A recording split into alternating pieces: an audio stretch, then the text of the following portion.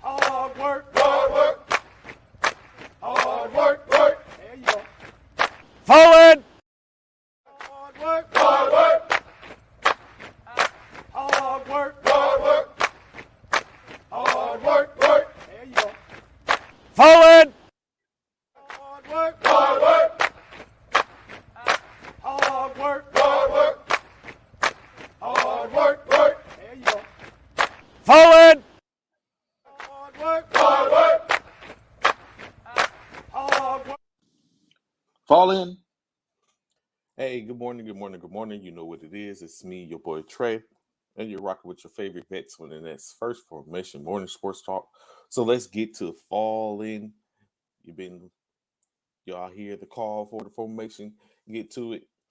Get set up as we get ready to go. So, of course, yesterday we discussed a little bit in reference to the upcoming NBA Finals, which starts tomorrow. So we're going to talk about that a little bit. Well, first, let's get into these some of these scores from last night when it comes to the Major League Baseball circuit. The San Diego Padres faced off against the Miami Marlins. Marlins fall to the Padres, score 9-4. Texas Rangers and Detroit Tigers, in-state 10-6 Rangers. Cleveland Guardians, Baltimore Orioles, 8-5 Baltimore. The Milwaukee Brewers faced off against the Toronto Blue Jays, in which the Blue Jays were victorious by a score of 7-2. Cincinnati Reds take out the Boston Red Sox 9-8.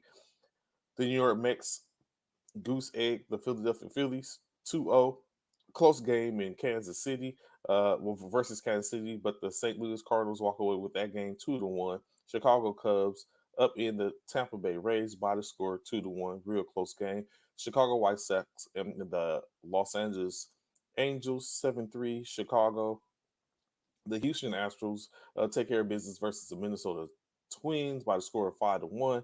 The Athletics knock off the Braves 2-1. The Rockies fall to the Diamondbacks 5-1. The Yankees handle the Mariners by the score of 10-2. The Pittsburgh Pirates 2-1 over the Giants. And last but not least, the Dodgers with 3 home runs take care of the Washington Nationals, second game in a row, with the score of 9-3. So, of course, you know they'll be facing off again tonight. All teams finishing up their series, 3-game series. So we, of course, will be hearing those scores tomorrow in the WNBA action, as we knew that was going on last night. The Chicago Sky fall to the Atlanta Dream. Okay, the Atlanta Dream getting another dub by the score of 83-65. The Connecticut Sun knock off the Fever 81-78. Real close game. The Dallas Wings edge out the Minnesota Lynx by the score of 94-89. And last but not least, the Liberty take out the Seattle Storm by the score of 86-78. As we know, that Liberty Storm game was Breanna Stewart coming back to the place where it all started for her, scoring 25 points last night. Of course, we know she is a walking bucket. Jewell Loyd, 26 points on 9 of 16 shooting, 6 for 6 from the free throw line. I guess you could say it could have been worse when you look at it, only losing by 8 points. When you look at the firepower in which the Liberty exude, Stephanie Ionesco, 20 points last night, 25 from Stewart, as I said. And then kind of tell her off. Dawson was the only other player scoring 10 points, but obviously the 20 and 25 from Ionesco and Stewart was definitely enough. Just 10 points from Donesco. Not too much help. Loyd outside her 26. The next three other players in double figures. That being Whitcomb, Sexy Whitcomb, Russell, and McGregor. So definitely making up the difference for the most part. Tomorrow, of course, one game slated for the WNBA. That would be the Lynx. Still hoping to be looking for that lone win, as they currently are 0-5. They'll be facing off against Connecticut Sun, currently 4-1 in the beginning of the season. So we'll be looking to see can the Lynx finally tomorrow, can the Lynx finally get a W, or will they continue on with the winless season, of course. So as we know, getting ready, getting engaged, and getting ready for this NBA championship, uh, in which I don't know. Like my initial thoughts, I'll be honest. My initial thoughts was that Denver was going to is or well initial thoughts was that Denver was going to handily take care of Miami in the best of seven series. But as you watched and as we witnessed and seen Miami show that grit, show that grind, show that they're resilient, so that they're a different team. It's not full, of course, like you said, not full of a bunch of stars, but full of very competitive, those that are very players in the Struce, Vincent, Martin, for the most part, that look to get things done currently. Uh, and then, of course, you have Denver with their crew, of course, when you look at it, having Jokic and Murray at the helm of it. And then pretty good players, I guess you could say, that's complemented in Kentavious Caldwell Pope, Michael Porter Jr., Aaron Gordon, Bruce Brown. Um, Very tight rotation from Malone. I just can't. I can't call it yet. I think I'm going to take it. It's going to take me all the way up until probably tomorrow show to finally be like, you know what, this is who I think is going to win this series. Um, got to see. It's interesting when they waited to give their best to sweep the Lakers 4-0 in the Western Conference Finals, as opposed to any of the other teams that we should face. And we know they faced Phoenix, they faced Minnesota first, got LA last, and took care of business there. Quick dispatch of the Lakers, and now they have um, the Miami Heat in front of them. Currently, Denver has not lost a game, 8-0 so far when it comes to playing on their home floor. So yeah, that. So we're definitely going to take that and get a little more into that and take and talk about that a little more. Um, but currently, interesting when you start looking at around the NBA as we start to get some of these the our guest today, of course, as advertised, the big four of the NBA, Military Basketball Association, in which we'll be having on today. Some of them to speak on how their weekend went this past weekend, maybe a little peek under the hood to um what's coming as well.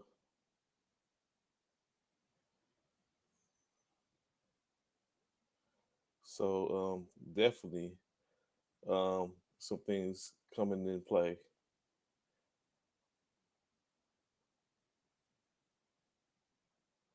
Um Sorry, I had to take a look at something. Um Let me see as we get so well, I'll go ahead and like I said, um as advertised, we said we want to have some of the guys on from the Military Basketball Association as they come on talk about this weekend that they had. What's going on, TT? Glad to have you in formation with us this morning. As we get the others into formation, of course, you know them. We've had them on before. Coach Al Mayon, Coach Acevedo, Jason, the three league commissioner, tri league commissioner, coach. Jason LaFasciano. Uh, Gentlemen, how are y'all doing this morning? Hey, good morning, good morning, good morning. Good morning, Trayvon. Good morning. It's like always.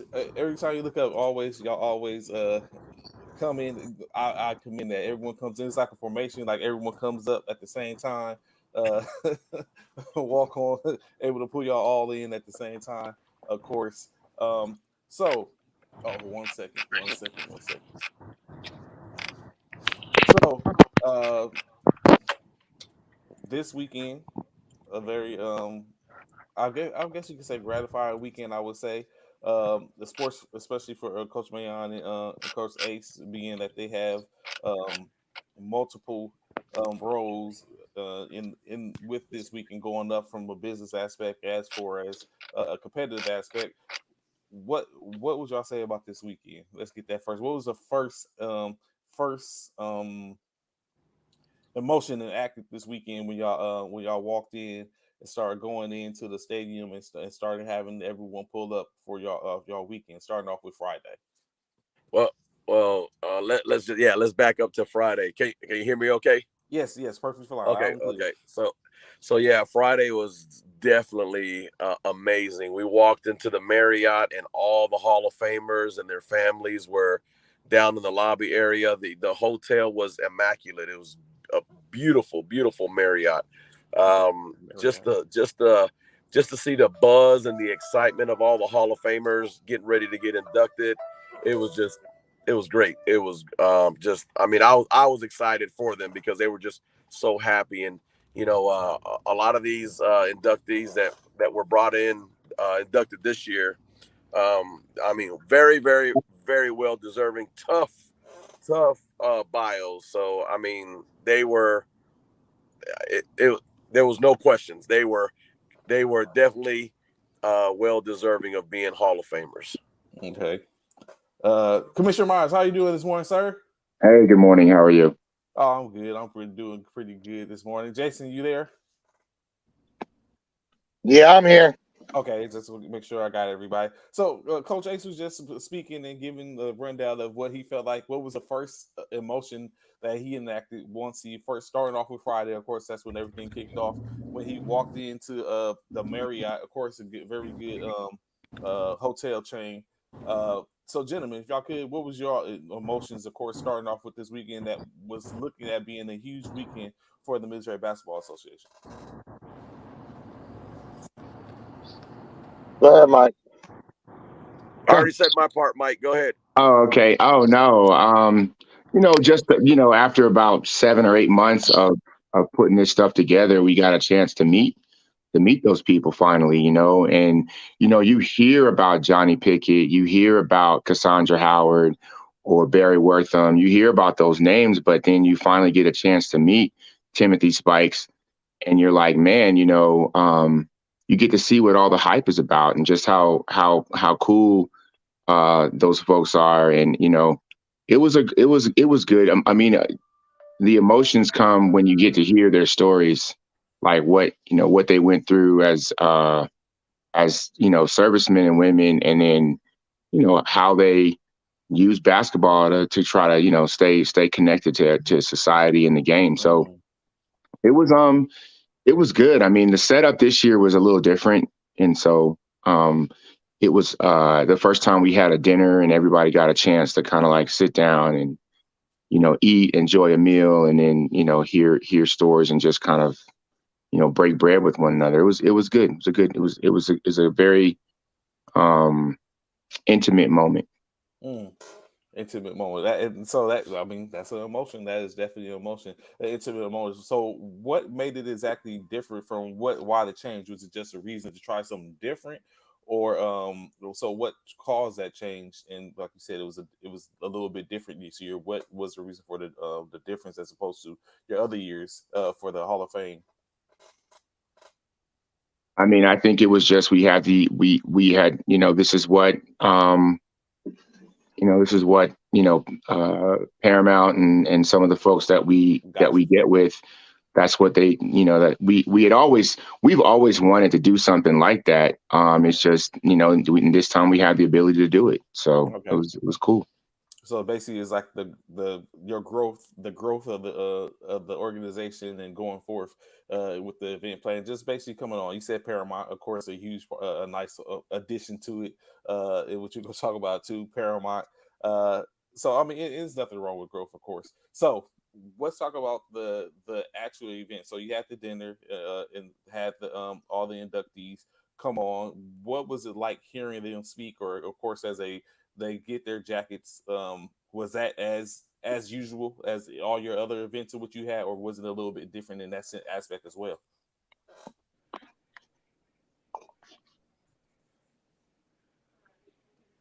Trayvon, ask that question again. I'm sorry, it's Al. No problem, Al. So was it different? Was the induction to these to the Hall of Fame this year for the inductees? Was that any different, or was there a different, like, as I know everyone goes through, they share their story, and you're listening, you're sitting there. Of course, you guys bring them to the forefront as inductees, but to hear them speak their what it was like from them, what was that like in this moment on Friday, this past Friday? Okay, so I asked because I want to make sure. So I'll just mention this one gentleman Yes, sir. that I happened to bump into Friday when I got there Thursday night, Okay. and bumped into him in the lobby, and first I ran into Tom Burkett, which I know from a while ago, so that was pleasant. And then I ran into Mr. Barry Wortham, Okay. and I had never met the gentleman, seen his bio, but it's like whatever, and just really like, oh, he played, but it was so long ago because he played, and his time was when I was born in '71. But I just happened to have sit down and talk, just whatever it was, wherever I was sitting down this weekend, I bumped into him. He was there, and we just talked, and I got such an appreciation, not only for him as a military basketball pioneer and playing, but just a small conversation. He still talks about it as if when he was in the service, when it was really tough on us as black men being in the U.S. service, Yeah. and the things he had to go through. And for him to still have a gleam in his eye about his service, his commander of the boat that allowed him to go and play because no one else wanted him to play. But they allowed this young man to go do this, pay dividends for the rest of his life. So it put a lot of stuff, like made me think about things. But that's why we do what we do, is to reach out to guys like that and put them in the midst of our young guys. And he walked around the whole weekend, interacted with the players, the young guys, and not force his story on them, but they were forced to ask because of the way he was. And it probably blew all of them away like it did me. That's why I think that it's important that we do what we do. And we have them there early, and the players get there early, and they get to interact them not only at the Hall of Fame event, but at the other events of the weekend. Mm-hmm. So about how, if y'all could, gentlemen, about how far do you think the history of military basketball goes back? Because when you speak it, I know for me, sometimes I get caught up in hearing you're saying the bravado we talk now amongst the eras in which you all guys are coming back. But how far are we talking when we speak about military basketball from your perspective? How far back do we go? I mean, Richard Green came on when he was inducted in 2021. Mm-hmm. He said it went back to like right after World War II. So, when you start talking about all armed forces sports, all army and all service stuff. So when I got that information, and Richard Green has been one of the pioneers that's helped, kind of find some of the folks that we need to find to honor. But yeah, I mean, when you talk about, these sports, and, it's kind of crazy because it really took off when General Moore started doing a lot of EO stuff and morale welfare stuff in Korea. And so I really believe he's a pioneer for all of these things, or was a pioneer. But yeah, I mean, this goes back it goes back over 50 years. So of course, I ain't gonna say exaggerate, and being put on a pedestal now at this point. So okay, we fast forward, we go ahead. Everyone's been inducted. The jackets have been put on. Now you get to it's go time. that Saturday. What is that Saturday? How did the Saturday start You off mean, for the NBA? you mean draft? Friday? I'm sorry, Friday. Yes. No. Friday after. Did y'all start Friday? Did the We game start started on Friday? Friday. Game Okay. started on Friday, 11 o'clock. Let me run it back. You're correct. So, what was that Friday like from the game aspect? What was Friday like? You ever been to Run and Shoot in Atlanta? No, I have not. Okay, Run and Shoot in Atlanta is a multi-court facility, right? That had all the ball players back in the day to play pickup ball would come in, Roger that. and they'd be running games on multiple courts. Mhm. And if you wasn't playing, you was walking around looking at the other courts, seeing who was doing what. If you was playing, you was trying to stay on the courts because you want to see who's gonna come next. Okay. To me, that's what Friday felt like. That's what As I'm standing there in the middle of 5 courts going on, and I'm looking around and I'm looking up at the scoreboards and I'm looking at the games that are going on here, the games that are going on there, what's doing this, what coaches are watching that are not playing, where they're watching, what they're looking at, who their next matchups are. That gave that kind of a feel to me of being back in like Run and Shoot back in the 90s, Okay. right? Where you would go in and it's just like the best of the best ball players, guys you knew that were on the court playing, and you trying to see what's going on, how they doing. You know, who do we have to play next? Do we have to play next? If they do this, do they match up here? Do we match up there? Type thing. It was just having everybody in one building under one roof, watching both brackets go at it. To me, was just put a smile on my face because that's something we hadn't done before. Okay, Commissioner Myers, you smiled as well as Jason started giving that painting that picture. What was that? Was that similar to your what your emotion was at the time as well for that kickoff? No, the reason I smiled is because you had about 150 or 130, 40 athletes checked in less than an hour. Shirts, all of our shirts were given out to all the coaches and players. The process was great. You had everybody with an ID card and their orders waiting to get checked in, and team would come up, get checked in. Shirts were passed out, ballots were passed out for what we were doing. I mean, it was a very smooth process. And I mean, it was the first time we'd done that. I mean, it went by so fast. We had all teams done within like an hour and 15 minutes. And that was the signing and everything, getting everyone. So you said orders and ID cards. Was that something in which y'all put in place for eligibility, or was it either or? Yes. No. So Trey, yes, everybody knows when they come to our tournament, when we do the check-in process, you had to have your orders assigning you to that installation and your ID card for validation purposes. Because we have, in our eligibility rules, we have our categories. Okay. So I had to make sure that everybody played games throughout the year. At least one of the games that was part of our eligibility requirements was a minimum of 3 games played. Also, but it had to have your ID and your orders. It wasn't either or. It was both. Okay. And and you say about roughly what 20, almost close to 20 teams.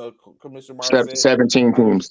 17 teams, roughly 140 players, all finishing about what 70 minutes, Commissioner. Yeah, it went by pretty quick. I mean, it was like going to CIF and picking up your stuff. Everybody was there. Ace was passing out shirts. What size shirt? We would get your size. And we had a system. Yeah, we had a system. ID card, orders, T-shirt, and then Al was getting their stuff for like the ballots for All Stars and stuff like that. Hey, it was good. It was get your order. Coach was there. Or coach had the orders. Player had the ID card. Once you were checked, step to the left. They would get their shirt. Step to the left. You would get your water bottle. Move on. Yep, it was they got a water bottle too. Yep. True. Keeping the roots true. CIF. That's what, Commissioner. CIF. That is. Once he says CIF, I can just see it. I can see it instantly. So. Hey, when Mike mentioned CIF, I pictured Fort Campbell back in the day, where you try to turn in that sleeping bag, and you had them civilians with the white gloves, and they'd hold it up, and poof, hit it, and if any dust came off it, you got turned back. So Rejected.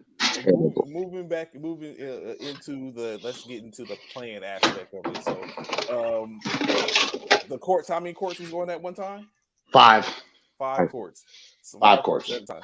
So the atmosphere, what can we speak to that type of atmosphere? I know, Jason, you spoke about how the nostalgic feeling of it was to that of Atlanta, but what was the atmosphere like from a military basketball standpoint? Was there a huge turnout? I know we spoke about Kansas being a quote unquote home team.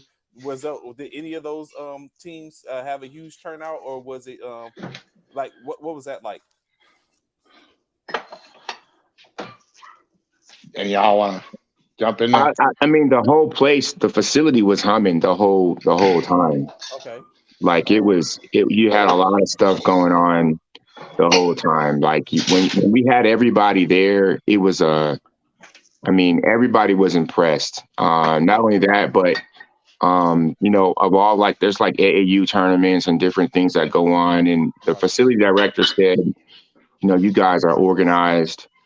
There's just so much stuff that could have gone wrong, but you guys you really, organized this tournament really well. I mean, and then we had our people walking around, just making sure everybody was all right and everyone was straight. The stands, there were fans in the stands on the top, the primary courts. And then as you kind of went to the outside, it thinned out a little bit, but it was pretty good. Go ahead. I'm gonna answer the question. They pumping around and talking about us. Look, people came out and watched these games. They did. Could we tell if they came from a particular base or not? No. Okay, but so in true military fashion, people came to watch. Families came to watch their players play. Yeah. And then other guys that knew guys that were playing came from other places and came in to watch their homies play in the tournament. So did every game have stands that were full? Yes. Yeah. Were they from one particular place? Like, did Fort Riley bring down fans that other people didn't? I don't think we can capture that, Trayvon. But what we had was, when games wasn't being played, other players watching those games being played and cheering them on as well. Not being rivals, but being servicemen supporting other servicemen. And that was so awesome. And that was my next question coming up. But go ahead, close my. So that's because I'm gonna have to get off here for about 30 minutes. So I just want to say before, if I take anything away from this weekend, what it showed me different than anything else, despite any of the hard work that I put in throughout the year to make this happen, it wasn't about me. This weekend was about those 140 guys and gals that showed up, because we had a few assistant coaches that were women that showed up and showed out, behaved themselves as military members, but also were very competitive. And it's very hard to get that to happen and nothing go wrong. Everything went right. And that was an awesome event. And it was worth all the hard work that was put into it, because those players came and those coaches came out and they put in the hard work this weekend for us to have success. To where our Hall of Famers, when they came out and watched the games, they got to see some real quality basketball and high level basketball, and say to these coaches, man, you've done a great job. I like what you're doing, despite just meeting them. I appreciate that, Coach Mayon. So Trey, real quick, can I just add something on what Al said there? So the as far as the normal people that come out as one thing, when you get the Hall of Famers, after they've gone through, they've come in, they were celebrating Thursday, they were celebrating Friday night after they were inducted, and then they come out to the games, and you see the smiles on their faces, because they're like, this is what military basketball is now. I know what it was like when I was playing, as Ace, whoever I think alluded to earlier, with Coach Spikes, because, he was my coach back in the day, just to see the smile on their face with everything that was going on, to see them be like, wow, you could just see the joy coming off their bodies. They would just, like you said, Barrett Wortham was standing there, and they're just like, that man was just elated with what the basketball that was going on around him. So just to see that right there, to let them, I guess you could say, in a way, relive their glory days vicariously through the current players. Okay. That to me was better than having a crowded house of 10,000 people. Of course, it is a little more, as Commissioner Mar said earlier, a little more intimate in the process. It means more. I think it means a little more at that point. Okay. So was there any for the first round action, let's say that, because it was basically everyone for the most part played 2 games of pool play? Was it 4 pools? It was pool. Yeah, it was pool play. Yeah, we had 3 pools of 4, 1 pool of 5. Okay.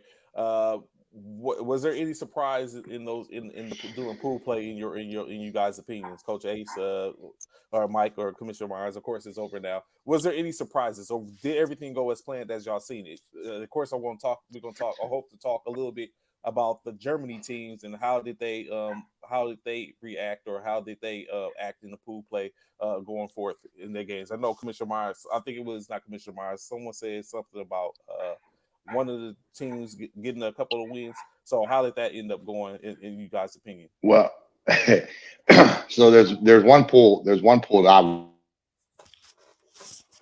wanted to focus on, and that was the pool of 5, which had Cannon, Nellis, Scott, Fort Riley, and Fort Campbell. Okay, now remember, Trey, when we talked the seedings, we talked about Fort Campbell being quote unquote a 10 seed at the time, and Wooten saying, "Oh, we gonna eat that," all that. Okay, so that pool actually came down to the last game on Saturday night between Riley and Fort Scott, and Riley was Riley was 0-1, Scott was 1-0, Cannon was 2-0, and Nellis was 0-2, and Campbell was 1-1. Okay. So me and Coach Albers were sitting over there watching this game, and as the game's going, we're like, okay, we have to figure this out, because if this team wins, this, and this is going to happen.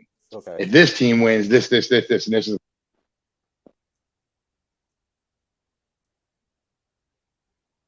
Did we lose him? I'm here. Okay. Okay. You kind of cut out. Oh, I'm sorry. That Fort Riley Scott game went into double overtime. Okay. And we couldn't determine the seedings of that pool until that game was over. So me and Coach Albers were sitting there at the end of regulation, and with about 5 seconds in the game, Scott was up by 5. Mm-hmm. So we were like, okay, Scott's going to go 2-0. Cannon's going to be 2-0. Riley's going to be 0-2. Nellis is 0-2, and Campbell's 1-1, and we're good. We're gonna do our tiebreakers, and we're good.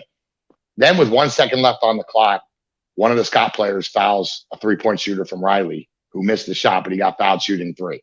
Okay. So he hits 2 shots, and on the third shot, the ball gets tapped back out to a Riley player who heaves it up, and the ball goes in. Mm-hmm. 5-point play with 1 second left on the clock to tie the game, which sent it to overtime. Paris talked about that yesterday. Yeah, and it goes into overtime. And then from overtime, it goes into double overtime. And Riley ends up winning that game, putting 3 of the 5 teams in that pool at 1-1. So Coach Albers and I were literally sitting in the gym till about 11 o'clock trying to figure out the pool play and the tiebreakers and everything, which gave Scott ended up getting the 2 seed. Campbell got the 3 seed. Riley got the 4 seed. But it was just that pool play situation with those 5 teams, and how it literally came down to the last night, the only game at 7 o'clock that night, going on in the gym. It was crazy. It was nuts. So definitely, Commissioner Myers, I know, does that give the NBA action is fantastic moniker in the to see that? It does. I mean, I don't say it's fantastic. I just say it's NBA is resiliency in action. Okay, that's what it is. Resiliency in action. That's what we are. I mean, when you have games like that where a team is going into overtime, double overtime, it's great for us. I mean, even the game, from all the games were really, super competitive. There were a couple of games that were a little lopsided, but once we got to like Saturday, quarterfinals, and then we got to when we got to Sunday, I mean, it was like, you just knew that, every team was going to give their best, and some teams, they just kind of got, game sometimes gets away from you because of whatever, decisions that you make on the sidelines or play on the court. But you could tell that the action was starting to get to another level. And I'll tell you, nobody wants to say it, but Ace coached a great game. I saw Ace and I was like, man, I was looking at, I was talking to one of the Pendleton players. I think it was Sweeney. And we were talking and they were down. Ace was down 22 points to CMB. And I was just like, man, I'm going to let him have it at the bar in the lobby later on. Cause I'm like, man, Alex got you. And then, cause I was looking at both coaches and Alex was making some really good, decisions strategically, chess match going on. And it was great to see both those teams play, but it looked like it was getting away from Fort Moore. And then all of a sudden I looked over and everybody's like, man, this game is over. People were saying it in the sidelines. And I was like, look, you remember Rocky and Bullwinkle? Uh-huh. Remember that show? And he would say, hey, Lucky, watch me pull a rabbit out of my hat. Yeah. And I told him, I said, listen, if there's somebody who could probably, rally his team and get their team back, I said, we've seen Ace do it before. And slowly but surely, I walked out. I think at halftime, it was 18. Third quarter got down. And once they got in the double bonus with 4 minutes, which is a beautiful thing in our league, where if you get into a double bonus situation, you don't play defense, you just decide you want to foul, you'll have a long third quarter. That third quarter took about 20 to 22 minutes to end. And by then it was he had gotten it back to 7. And then I walked out, came back in because, I was we're in the arena where we're going to be playing that night. And it was they were down 2 and then they took the lead. And so what you learn from all that is, it's resiliency in action. I mean, to come back from 22 down and not give up, I think that's extremely, but we saw the same thing with Campbell that night against Cannon. Mm-hmm. The night before, Fort Campbell shocked everybody and, they upset, the best team on the East. Mm-hmm. And so, and it was just great play. I mean, they dominated that game. And just, it's you just never know at these tournaments. People talk a lot of noise and all this stuff, but you got to play. Your team has to get on the floor against the other team, and then we're going to see what happens. Mm-hmm. That's literally what it is. And if you're not ready or you're not prepared or you're not in shape or whatever, then upsets can happen. Or in Ace's case, I know that CMB ended up winning, but it just goes to show you that some of our coaches, they can do things and make in-game, mid-game adjustments on the fly that can just totally throw you off and end up. You can win the game on coaching in this game, just on coaching. Because if you told me that Luke was going to be the NBA champions this year, without Donald, without some of the guys that they're missing, 3 guys he said he's missing. Then I would have said, there's no way. There's no way you're going to win a championship without Darian Donald on the sideline because he's a ball player. Mm-hmm. But then you got to look at who's coaching them, who's leading them. And that, Paris did a good job and had his guys ready, and everybody, stepped up. So that's just kind of, the whole weekend kind of had that feel to it. So I'll be quiet now. Go ahead, Coach Ace. Let's hear from you. No, it was great. It was great. The action was great. Going back to what Jason said, and let's take it back to your radio show when I said that when I announced that Campbell was a 10 seed. Mm-hmm. What did I say? Don't pay attention to that number, Correct. Campbell is going to have somebody crying in their pool. and I knew it. I knew that they were going to come out and cause some harm in their pool, because I know what they're built like and I know what they're capable of doing.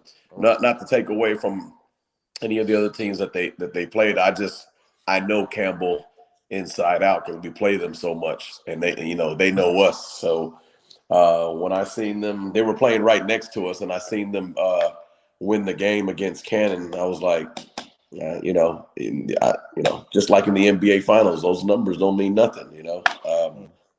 It's who came out to play and who made like Mike said, who made the in-game adjustments, because they did fall to Cannon the first game, but they ended up winning their next game, which kind of threw the bracket off a little bit, because you had a 9 seed that usually is not supposed to win, but they won, so they ended up seeing Cannon again, and they were able to get past them the second time. So from my pool, it was a very competitive.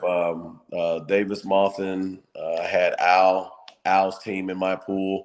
Us, and the fourth team was Baumholder.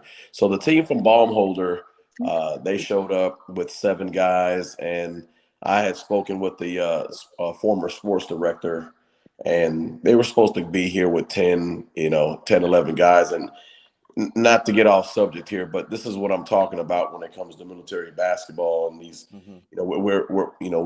we got these installation teams, and everybody's wanting to play basketball and all that good stuff. But when it's time for the rubber, tires to hit the rubber, you got players that are not committed.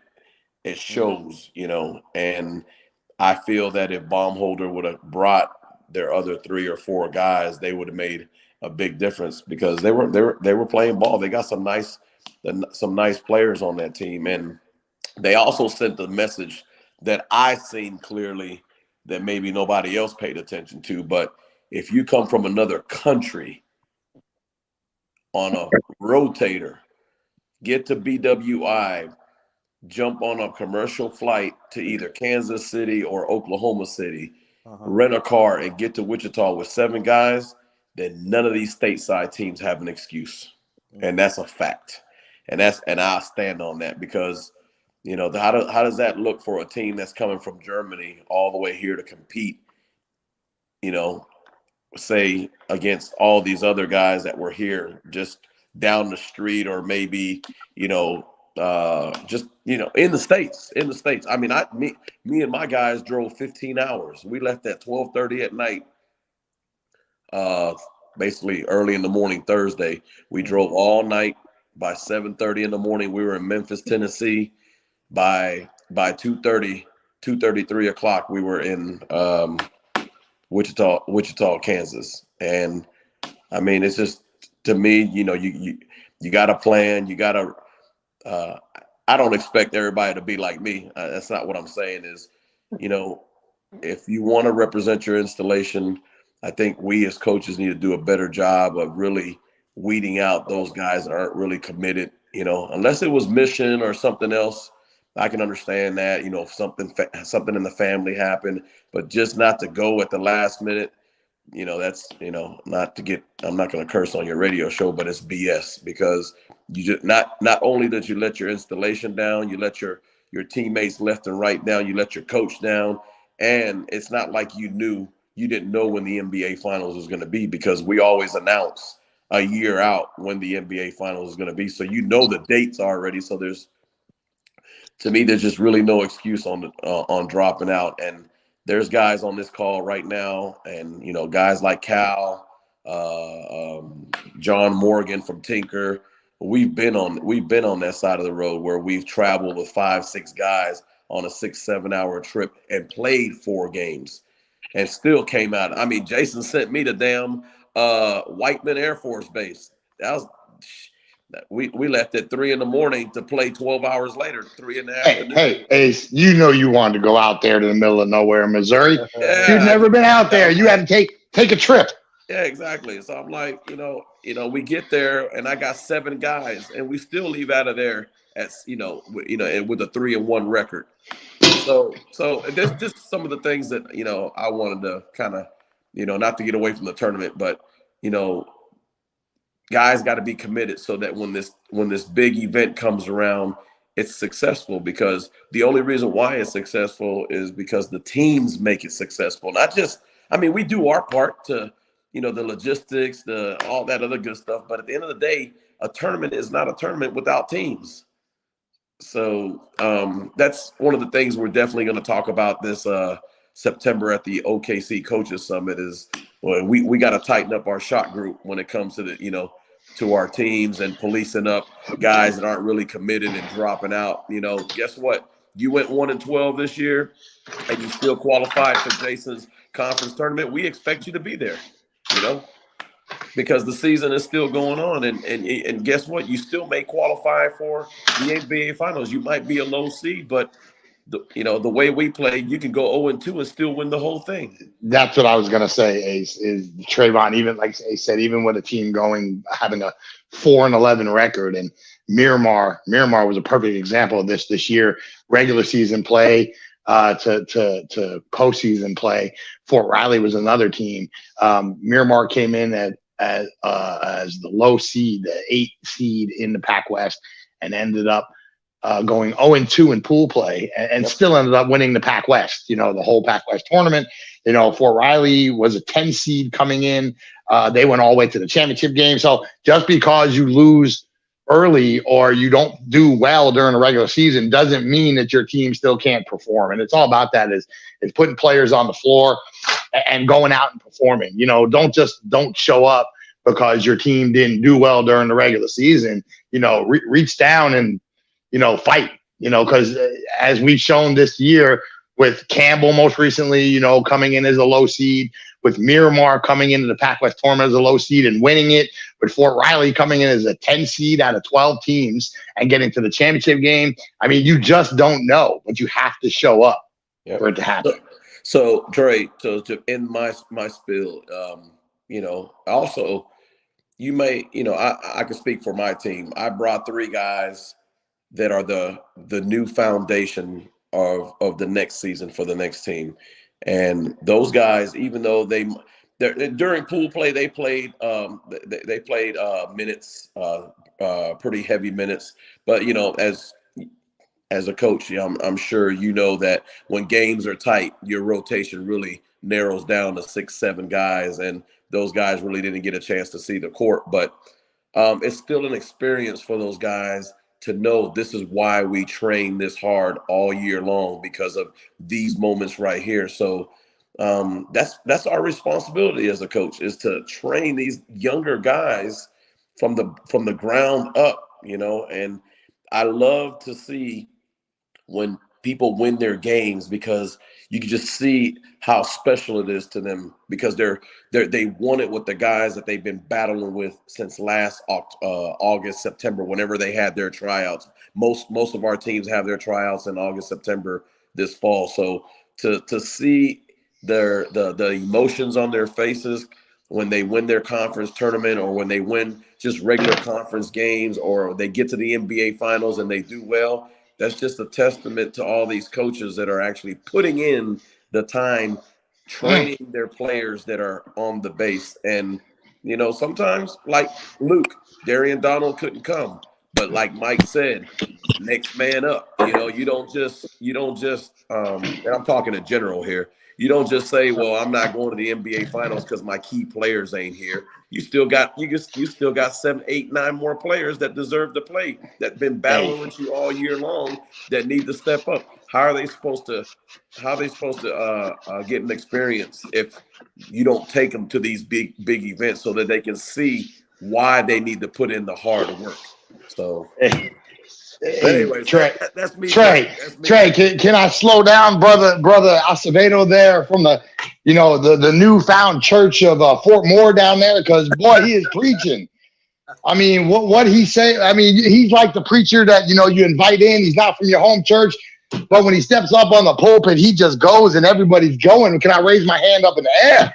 I mean, look, man, Luke was a testament this year Yes, sir. to next man up. And I was listening yesterday where Paris was on, and Paris said that, you know, he didn't have his best four guys with him, and how Vinny Ortega was barely a bench player a couple years ago. Yes, sir. And the fact that he showed up with those guys and did what they did, it is I'm sorry, and I'm being biased here, but that is the example of a military basketball program. Yes, sir. Hey, You know, that guy, Ortega. Vinny Ortega. I forgot the other gentleman's name. He's a Hispanic dude. I remember him from, I think he was Mike wearing number 20. Morales. Morales. I remember Morales when he was just a little thin guy. That mug, Trey. He was in there banging like Charles Barkley. Like, what gym did you go to? What protein are you taking? But you know what, Ace? Taking? Yeah, but you know what, Ace Ortega, Mike Morales has been there the last 3-4 years. He's gone through the grind as you speak of. Yes. You know, and I know Paris spoke to it yesterday of how he develops with his guys as a program, and it's the mentality of, hey man, this guy's not here to go up. You know, Boyd left for a while and then came back. You know, so Darren Donald this year couldn't be there. So the Mike Moraleses, the Vinny Ortegas, you know, the Suttons, those guys had to step up and fill the gap because there were minutes to be played. And I mean, man, I'm just so proud of Paris. I mean, I'm proud of all of our teams, but just to win it and do what he did this year is a testament to a pure military installation basketball program. Yes, sir.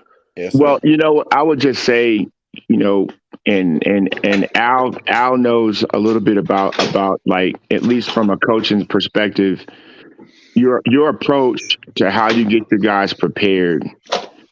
That's the thing that I was surprised with, because there's some stuff to do in Wichita, right? And guys went out and they did stuff, but you know, when you come in on Sunday morning, man, you can't be thinking about what you did last night. You know, you got to be really focused on, you know, the team that's in front of you. You know, and you got to think, you know, Paris was, you know, facing a team. If you'd have told me that Luke was going to beat Campbell, I would have told you, no, I think this is the year that Campbell actually was going to probably play in the championship game, because we had seen them play against Cannon that night, and they just looked poised to go to the championship game. And you know, but what happened was the exact opposite.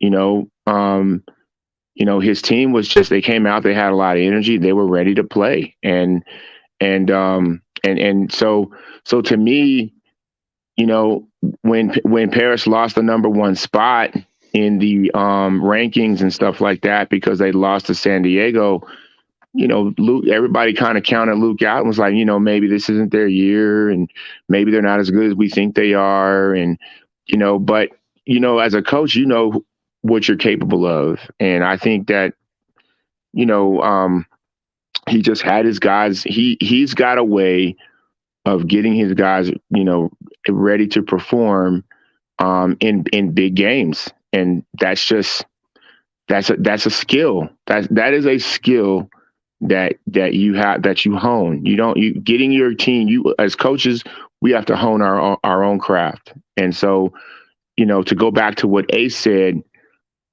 earlier, because he was preaching, you know, we have to, you know, just because, you know, you don't have your number one players, you hit the road anyway. I hit the road to go to Bliss, and I knew that Al was loaded.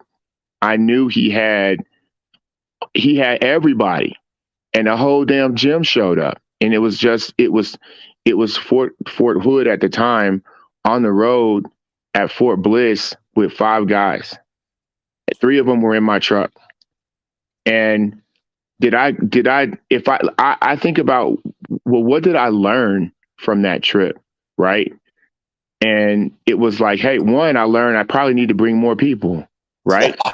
And the second thing I learned was that, so I didn't just learn that, but the players learned that. So now that pressure is on the teams. The other guys are like, hey man, we're going on the road. It's going to be fun, man. Y'all need to try to figure. There's a lot of peer pressure on guys to come and support each other, right?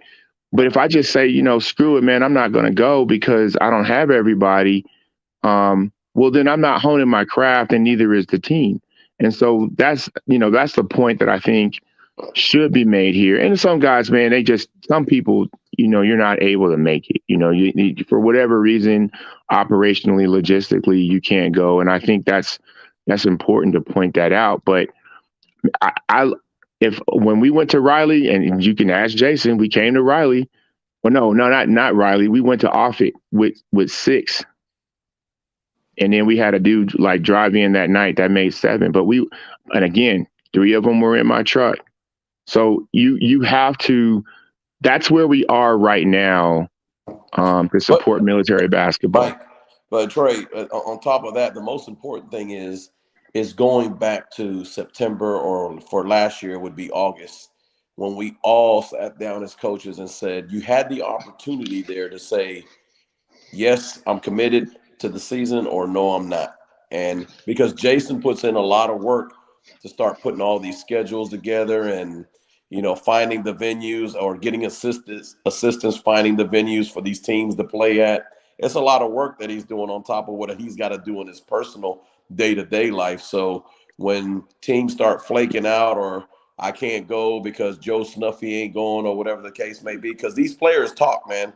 It's crazy. They were like, yeah, we should have went, but because we didn't have this person or that person. Our other teammates said, well, if Jack ain't going, I ain't going either. So it's like, that stuff needs to be cleaned up. You got to go fight with who you have, and not to beat a dead horse. We've all traveled with 5, 6, 7 guys, between 6 to 8 hours to fulfill our commitment to the conference, to the Atlantic Central or Pac West. And again, we definitely need to re-energize that conversation when we all meet up in September. Yeah, but it was fun. Listen, everybody who showed up, even like Shepard and them guys, I think it was Shepard, Campbell, Baumholder, a couple guys showed up with like 5 to 7 players. Yep. Everybody who showed up with 5 to 7 players, they had an absolute blast, man. It was like some of them came to the championship game. It was a blast, man. It was a blast. Yeah, it was. They had fun. They got those that didn't have subs or only had 1 sub. I mean, they had to play some tough minutes, and at this level, Trey, it's going to be hard for you to win with 6 guys unless you got 6 all around hoopers.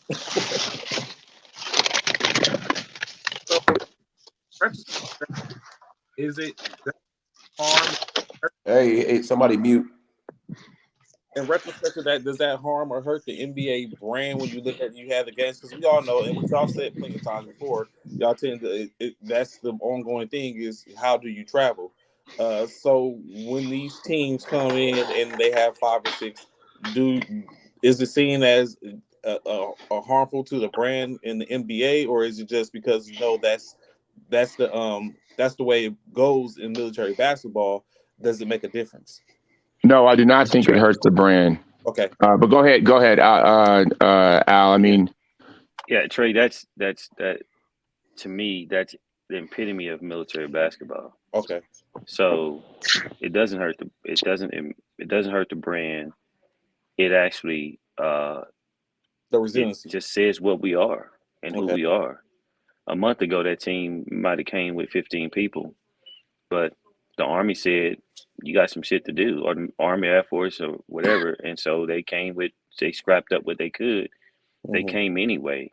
So for the most part, to Ace's point about traveling, and Mike mentioned it too, for the most part, most of our coaches do a good job of getting all their guys there. For the most part. If they come light, it's because they just have no way around it. And I'll be quick, we had a team call us on Wednesday and say, or Tuesday, and say, hey, I don't think I'm going to make it. I had some guys drop out. Actually, the day of, right, the night prior in the hotel. But because of who we are, because of who our coaches are, That guy showed up with 6 people. I don't know what gym he got them from. They were eligible players, and how 6 eligible he players. finessed them, and how he whatever, whether he had to pay for daycare for him or whatever, he got his guys there. And another team got his guys there. So they work hard to make it happen. And that's who we are, Trayvon.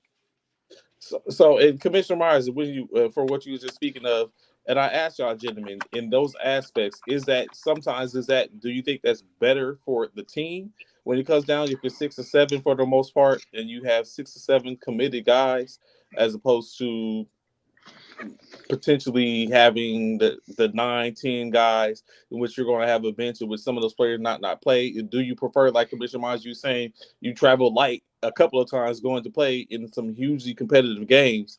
With the outcome, did you prefer the broken down team as opposed to having the 10 or 12 guys? And does that work well for other teams? No, look, CMB came with 8.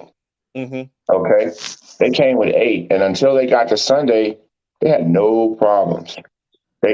Sunday was the toughest day of the tournament for CMB. Okay, They didn't have to worry about guys, playing time, stuff like that. It was all, they just had a. It's sometimes it's easier for a coach to manage 8 players than to manage 15 on a bench, right? Because you got everybody crying about playing time and I think I should be this, or I'm a starter, and blah blah blah, and you got to tell them, no, you're not a starter. As a matter of fact, I wasn't even going to bring you, but the van seats 15, so Hey. you know what I'm saying. So I've been in that situation where that's good, but as far as like, listen, Cal has been on the road with 5 people with himself playing, and he has won.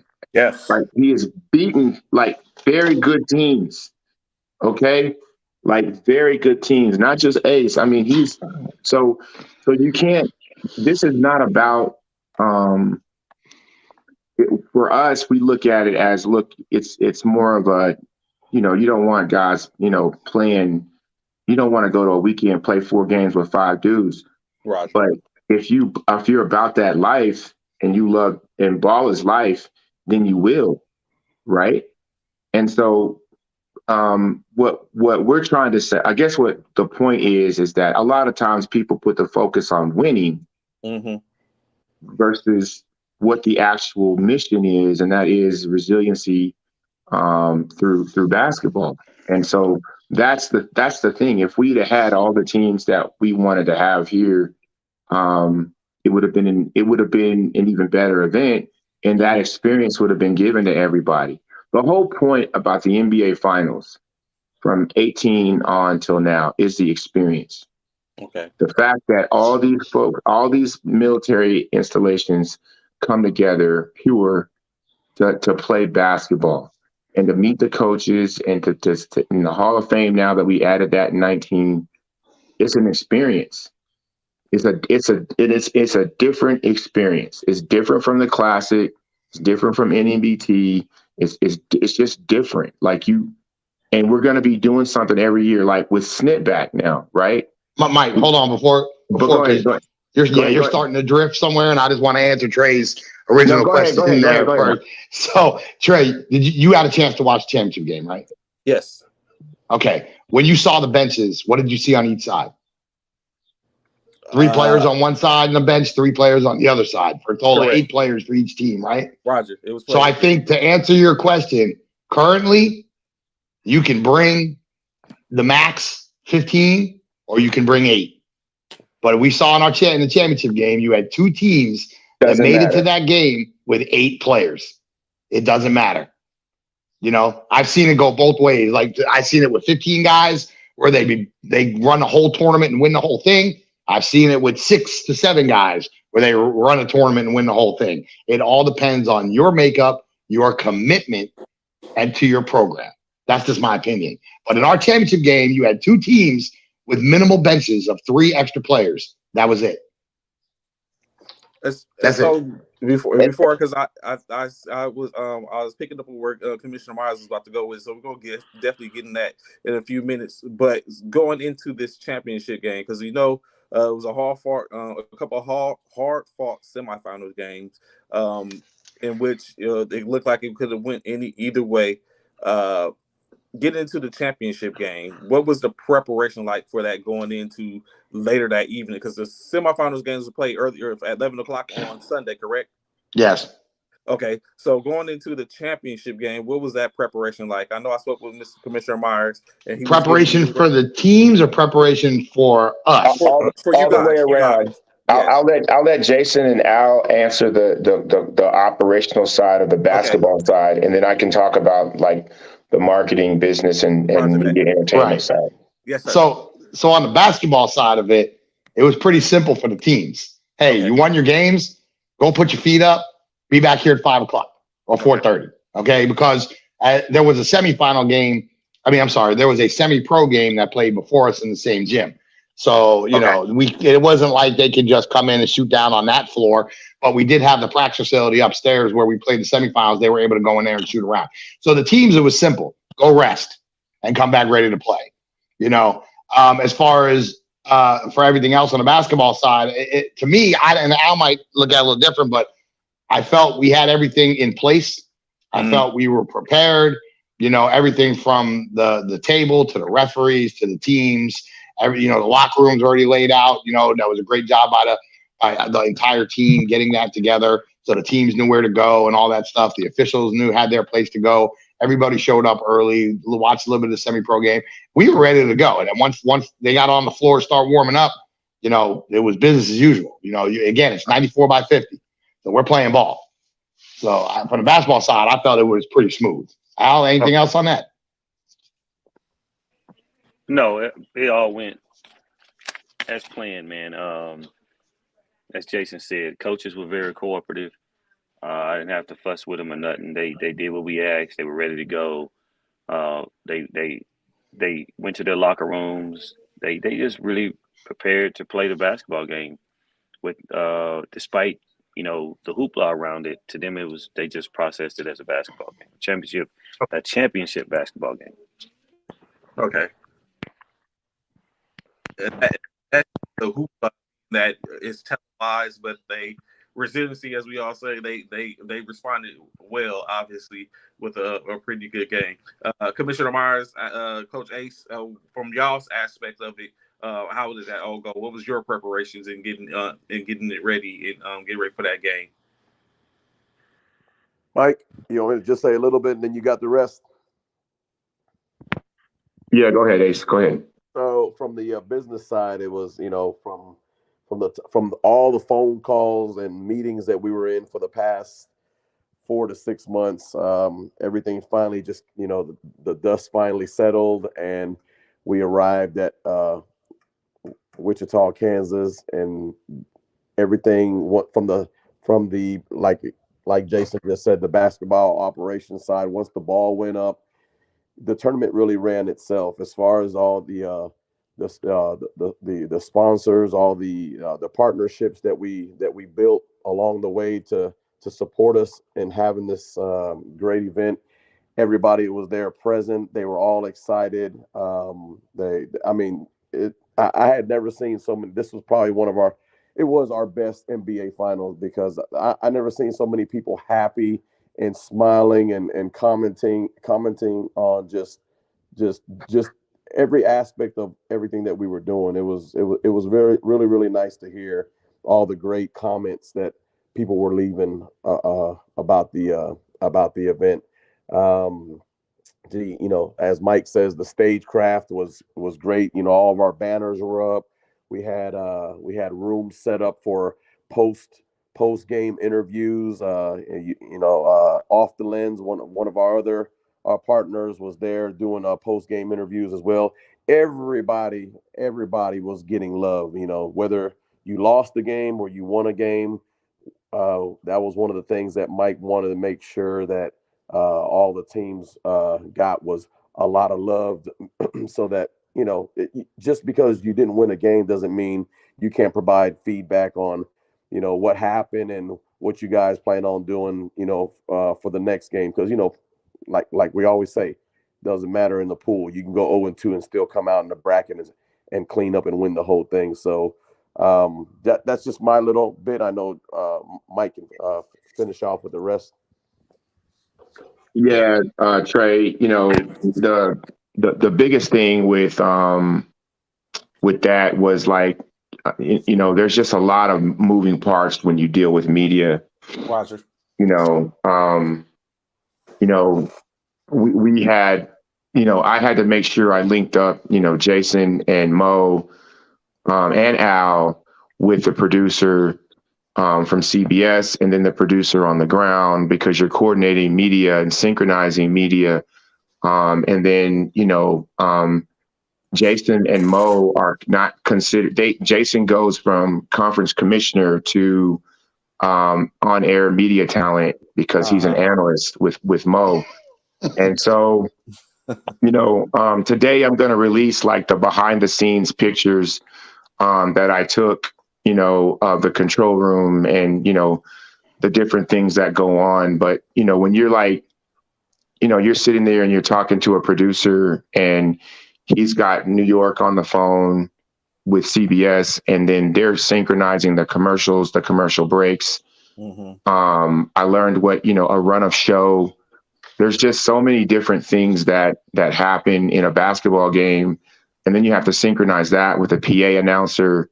So there's a lot of like moving parts when you start talking about, taking the next step and putting this thing on television, and then delivering the key messages. And just to give you an example of how crazy it was, initially I was supposed to be interviewed at halftime first, and I missed it. Oops, I missed it. I missed the window. How do you miss that window, Commissioner Myers? Because I was talking to DirecTV about a marketing concern. Oh. And so I had to get like, how do you miss the first interview segment? So luckily, and if you miss it, that's it. You're done. You don't get to be seen. So Ace and TL were there for halftime. So they ended up going first. And then once I got the marketing issue, I got the marketing concern and issue fixed within 45 seconds to a minute. So I run back out to the halftime table, and I'm there with the DirecTV representative, who's the one who brought me the issue to my attention. And I'm just sitting there calmly, and we're able to go into the interview and make it happen. But those types of things are what it's going to take, or what it took to get to the next level. And what was great is the basketball guys, Al and Jason and Ace, and all the teams, they were very cooperative. They understood, hey, look, this is the deal. There's a media consideration here, and it's gonna, somewhat impact the game. It's, this is the first time. Historically, this is the first time a volunteer military basketball organization has had a live telecast of their championship game. And so all those it took a lot to get to that point, but now we're a lot more knowledgeable. The teams are not more knowledgeable. And so the goal now is to try and get more games on television. So Trey, can I real quick? And what Mike was talking about, a lot more knowledgeable. The biggest thing for me that I saw difference-wise in that championship game was your media timeouts. So our teams, we play the quarters and we do the quarter breaks, but our guys, most of them are not used to media timeouts. Correct. So when we went to media timeouts, they went in and they did their little, maybe 30 seconds. You could see it the first time. 30 seconds, 45 seconds, they're going back on the court, and the timeout coordinator, the TOC at the table, is like, had his hand up like, nah, we're still in commercial because our media timeouts were 2-minute breaks. A normal NCAA game is 2 minutes and 30 seconds. We were able to shave it down, but still 2 minutes to a coach and players that are not used to that is very long. So these guys were back out on the court. The referee's holding the ball. Timeout coordinators got their hand up, and we're kind of just in a wait for like 30 more seconds because they didn't know how to go through that, use that extra time, take that extra rest, wait for the horn, and then come out. So again, it was an adjustment period, and you can really see it. I saw it at least on the game, how as the game went on and the media timeouts came, they kind of adjusted. They were able to take that extra 45 seconds or whatever to sit down and relax, especially with both teams being short benches, and use it. But that's something we're not used to. You know what was also cool is, Dave Anderson asked me before the game, "Hey, Mike, where can I sit?" And I was just like, "You can sit anywhere, man. It's fine." But he was like, they had floor seats, right? But I was like, he was like, "Can I sit here?" And I'm like, "Yeah." And you can see Dave Anderson from Camp Pendleton, like for the majority of the game, sitting courtside. Yeah, I seen him. I thought he was out of this for a second. Yeah, and it looked like he was either an analyst or he was doing something important with the table, but he was just watching the game. Yeah. So that was cool, man. I just, you can look on that game and you can see all the people who support the Military Basketball Association or support the NBA. You can see that, that they were part of this. Every team that participated was a part of this. And, when we move forward, the goal is to try and get more exposure, to try and get maybe not the championship game televised, but the semifinals and even the quarterfinals televised. And so those are the types of things that we're trying to do, that we're looking at now. And but it was a win for everybody in military basketball. It was a win for Mike Richardson and his guys down at the NMBT. It was a win. It was just a win. It was a great win for military sports. And I think that's something that we have to continue to do. And I hope we continue. I know what we're doing moving forward, and I just look forward to more opportunities like that. So real quick, Trey, and I'm gonna go off the side here real quick, but I would be remiss if I didn't give a shout out to my all my officials that worked the games this weekend, because there were other tournaments going on in and around. It's Memorial Day weekend. It's the summer. It's a big time for officials to go to camps and to have other opportunities to do what they want to do. But all my officials that committed to us this weekend to do our games, some of them were running back and forth actually between our tournament and another tournament down the street at the Sports Forum there in Wichita as well. So between their games, they were kind of helping out both sides. But if you see my picture there, the reason I'm not on camera is because I wanted to highlight my 3 championship game officials there, right? What those officials did this weekend, but not only this weekend, but on that championship game, those are 3 Division I officials that know how the media timeouts work, know how everything goes according to the style of ball that we play, because as everybody knows, our quarters, our game, our advancement of the ball and all that tailored more towards the women's side more than, the men's side, which has different media timeouts because they had halves. So I just wanted to give some recognition to those 3, those 2 gentlemen and that lady that worked that championship game for us in that environment. Because I'm not going to lie, when you walk into that arena, whether it's empty or whether it's full, whether you're a player, a coach, an analyst, a fan, or an official, it is a different environment. Okay? You walk into that arena, come out of that tunnel, it's just different. And you know what? If you're not ready, the game will eat you up. And that's for anybody. Okay? It's different depth perception for the players. It's a different depth perception for the officials. And then you have to deal with other things. So again, I just wanted to highlight, especially those 3, but all my officials as well this weekend that worked the games for us and say thank you to them. Of course, duly noted. So one of the things I would like to ask y'all, gentlemen, getting to the play of the game. Once y'all knew the table was set, of course, at this point, no one had any skin in the game. What was the favorites? Were y'all looking at, Commissioner Myers, did you go back to where you came from and thought, oh, CMB is looking real good, they're tearing through the competition, they got it? Like, what was the aspect of it? Who did y'all have initially going in before it was settled. I'm gonna tell you straight up, just from my foxhole, based off of watching what CMB had went through with Benny. Okay. I told Coach Miller, I told him, I told him, but the night before, I said tomorrow's gonna be tough. I said both of these teams are gonna play you tough. I said I don't know, whoever you end up facing, if you get to the final, you're going to have your work cut out for you. Now, I will be the first person to tell you, and I did not have Paris in that game.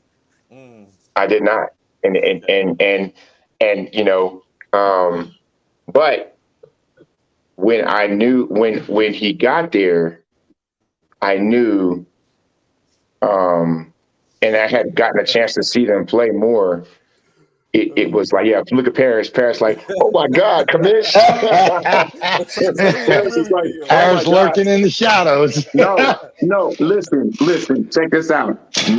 Me and Al, I think Jason, we were all watching the way Campbell was playing the night before. Mike, answer the question, man, so we can all answer the question. Yeah.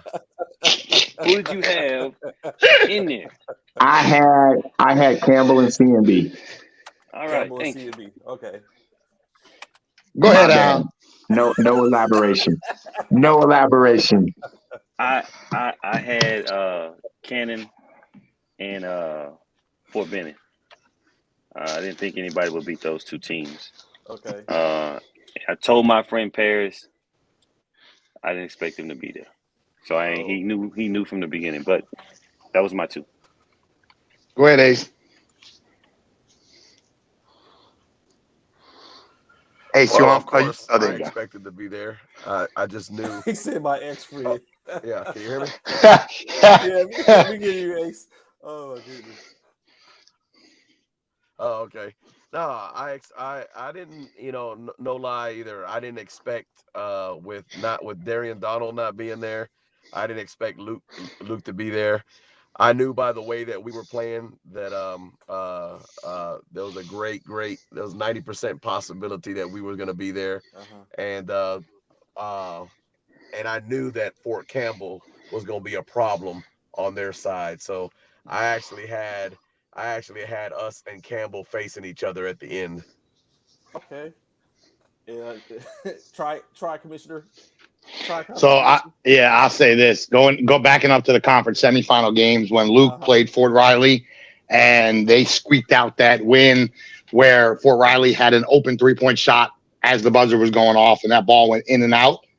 I was like, wow, they're playing. This is Luke's tournament to lose.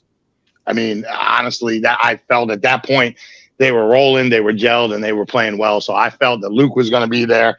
And I felt CMB being the top seed and running through who they did, like you said earlier, through the entire tournament, I felt they were going to be there as well. So the two teams got there I thought was going to be there. Now, who did I think was going to win? I can't say. that was just a game I was happy to watch and be a part of. And which Alex is going to be on Friday, in which I mean I don't know how much should be said in state, but looking at it at the third quarter, I was like, oh, it's pretty close. I was like, at this point, but then I blinked and Luke was ratcheting it up and started walking away in state. It's funny you said that, Trey, because we talked about that on the broadcast. We talked about it in the beginning of the game, and we talked about it as it was unfolding in the third and fourth quarter. It was the fatigue factor. CMB just coming off the game that they came off of with Ford Moore, being a game where they had a huge lead and they had to, watch that lead slip away and then go down, then hit a three to get into overtime and then play that overtime period, even with the break. We felt that fatigue factor was going to come into effect for one way or the other. And we could kind of see it unfold going into the fourth. You could see where CMB's fatigue, their legs weren't there. They were not hitting the easy shots that they were. Jay, Go ahead, Trey. So yeah, and I just call it like it is. Lose or win, I just call it like it is. Yes, CMB had a tough game against us. They played us down. We played them down to the wire. And if you've seen that game and then seen the championship game, Walker wasn't knocking down his threes no more. Argyle wasn't knocking down his Fatigue. threes. He was in and out of the game constantly, in and out. The only guy that was really kind of consistent was Simpson, and then number 10. AJ. I forget his name. Yeah. No. AJ was number 11. Number 10. I guess he's kind of like a backup point guard or their starter. Kashawn, that's Kashawn. That's Kashawn. Yeah. Keyshawn. Yep. Yeah, Keyshawn, he was trying to. He was motivated. He was trying to keep them alive, but it was just you could see it. I mean, I've been doing this long enough to see that the energy that they had against us was not there against Luke. Mm. And it comes out in that. So it's state, of course, like I said, had Paris on yesterday. He talked about, we continue to talk about the next man up mentality, of course, which it seems like it's key to have it in military basketball, especially when you don't know how you're going to travel. And he talked about it. And now the only two-time champion in the NBA coaching.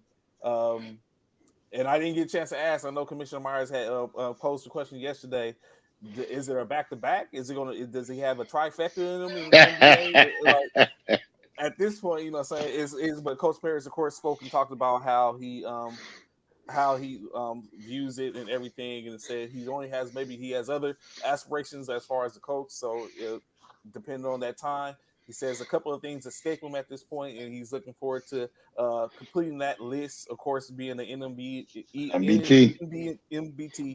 champion and putting gold around the neck as an Air Force champion, Air Force champion. So I am glad you brought that up, Trey. I'm just going to tell you this, and yes, I'm an Army guy, and I'm Army retired and everything.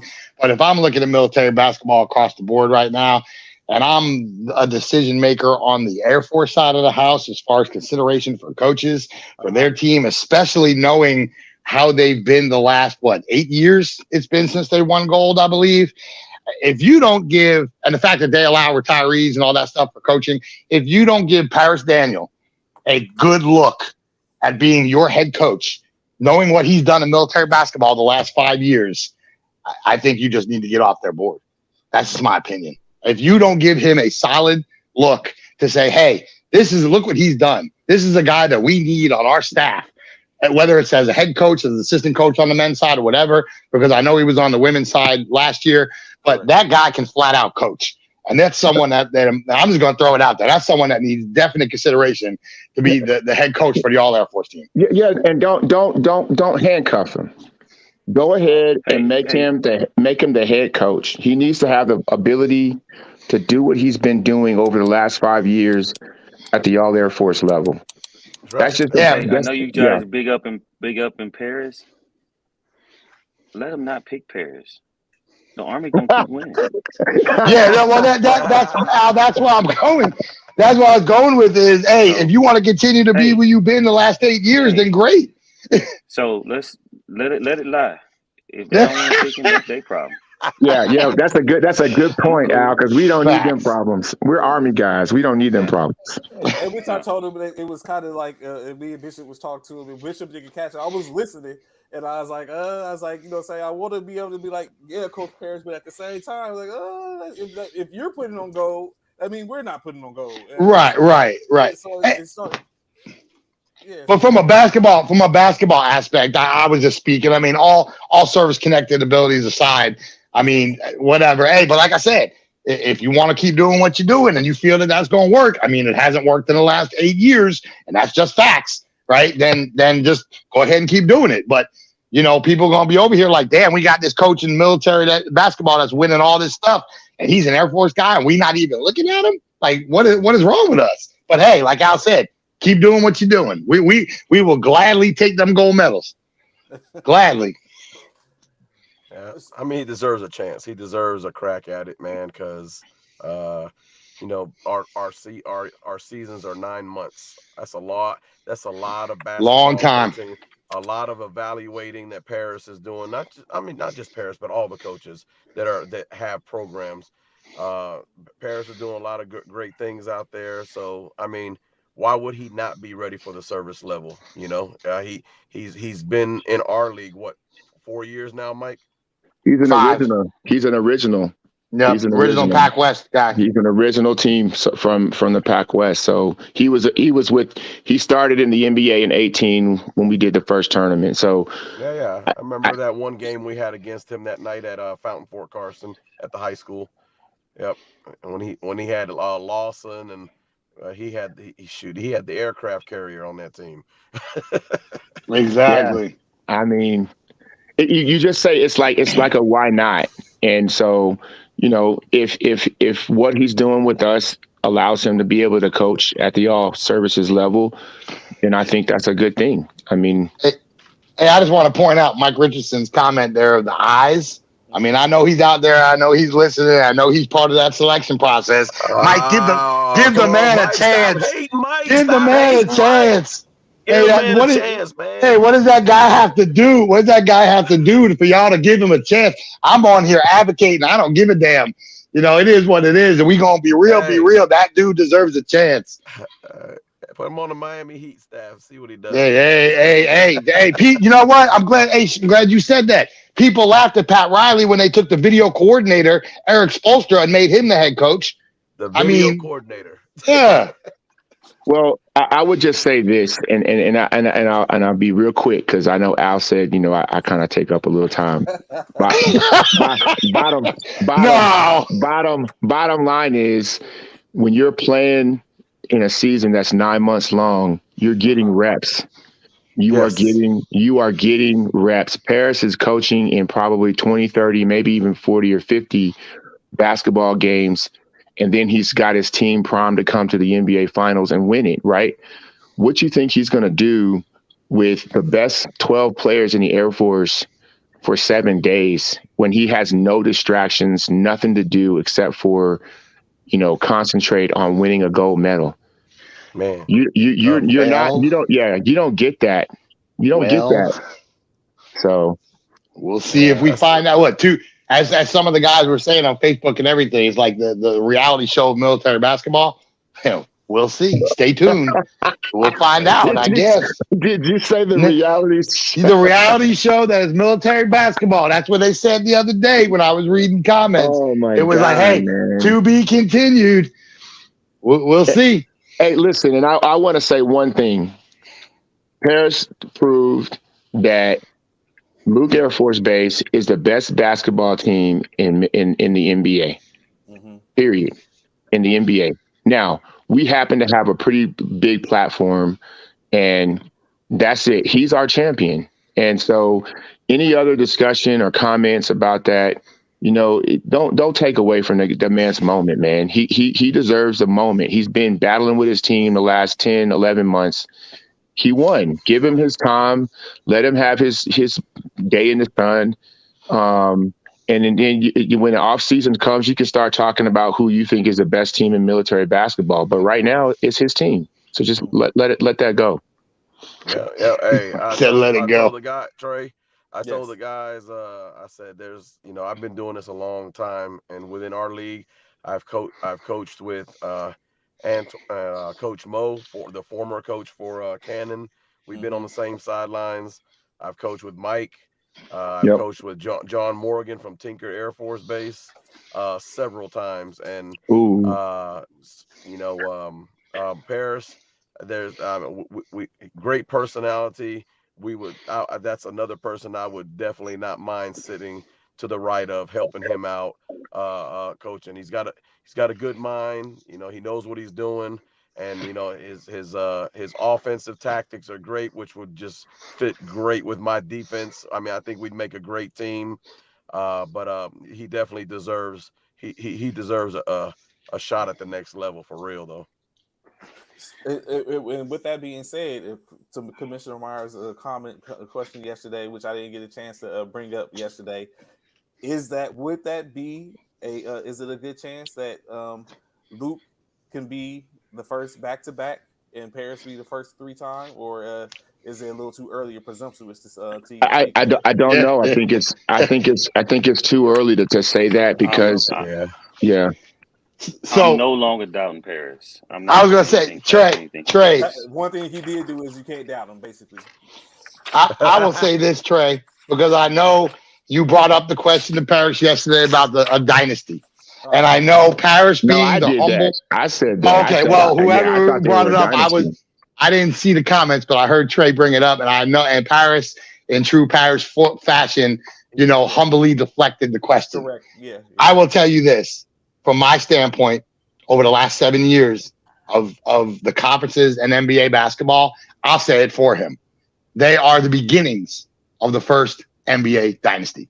Yeah. Now let the streets talk about that. All right. Let the comments come out.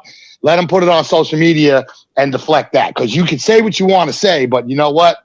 Being on the court speaks for itself. And that man has won 2 of the last 3 military basketball finals. Okay. Yep. To me, they're a young Golden State Warriors team. And again, as we know, the turnover in military basketball is high.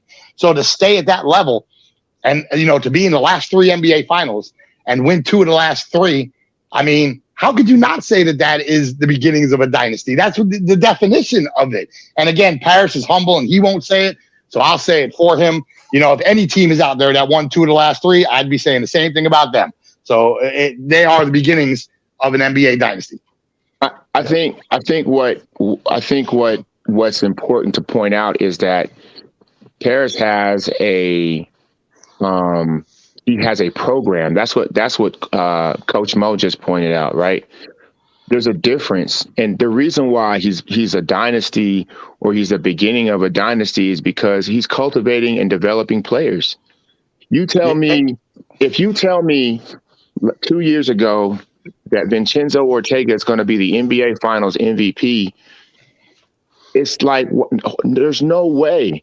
But that guy had probably one of the best performances in a tournament I've ever seen. Right? You mean outside of Sutton's 30-piece in the championship game? Exactly. Exactly.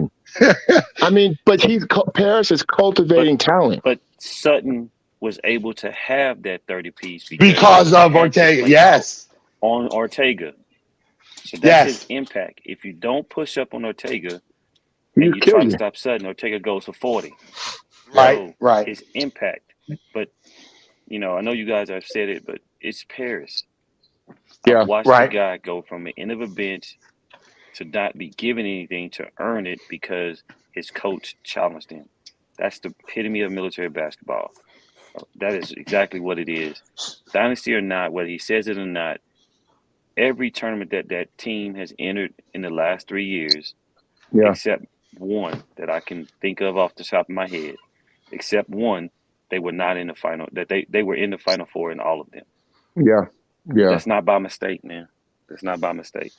Yeah, so, and go ahead, Jay. I know you're going to answer that one comment. I am going to answer that one comment, of course, because I'm not the one to shy away. I guess I could say I'm the Ray Colton on the coach's side and of the basketball side. So I saw Mike Richardson's comment there. Yes, Mike, we do know that Paris was an assistant coach on the women's basketball staff this year, and that was a great thing. But I'm going to tell you this. Give that man a headshot at the men's side. Give him a shot at the head coach position of the men's side. That's what I'm speaking on. Let me be clear. Let me be concise. That way there's no confusion. Yes, he was a coach on the women's side this year. Promote that man to the head coach of the men's side, and let's see what y'all do. Hey, that sounds like an NCOER bullet. Hey, call it what you want. Call it what you want. Hey, I'm just saying. I don't back away, and I don't shift what I say. Promote now. promote ahead of peers. Okay? Promote ahead of peers. And I don't know if the Air Force works it on their side but yes, on the NCOERs, on the Army side, promote ahead of peers. Give that man a shot. What they say first, Aaron, he will excel. Yeah. Hey, Trey, I'm calling it out right now. Give that man a shot. Give that man a shot. He's earned it. He's earned it.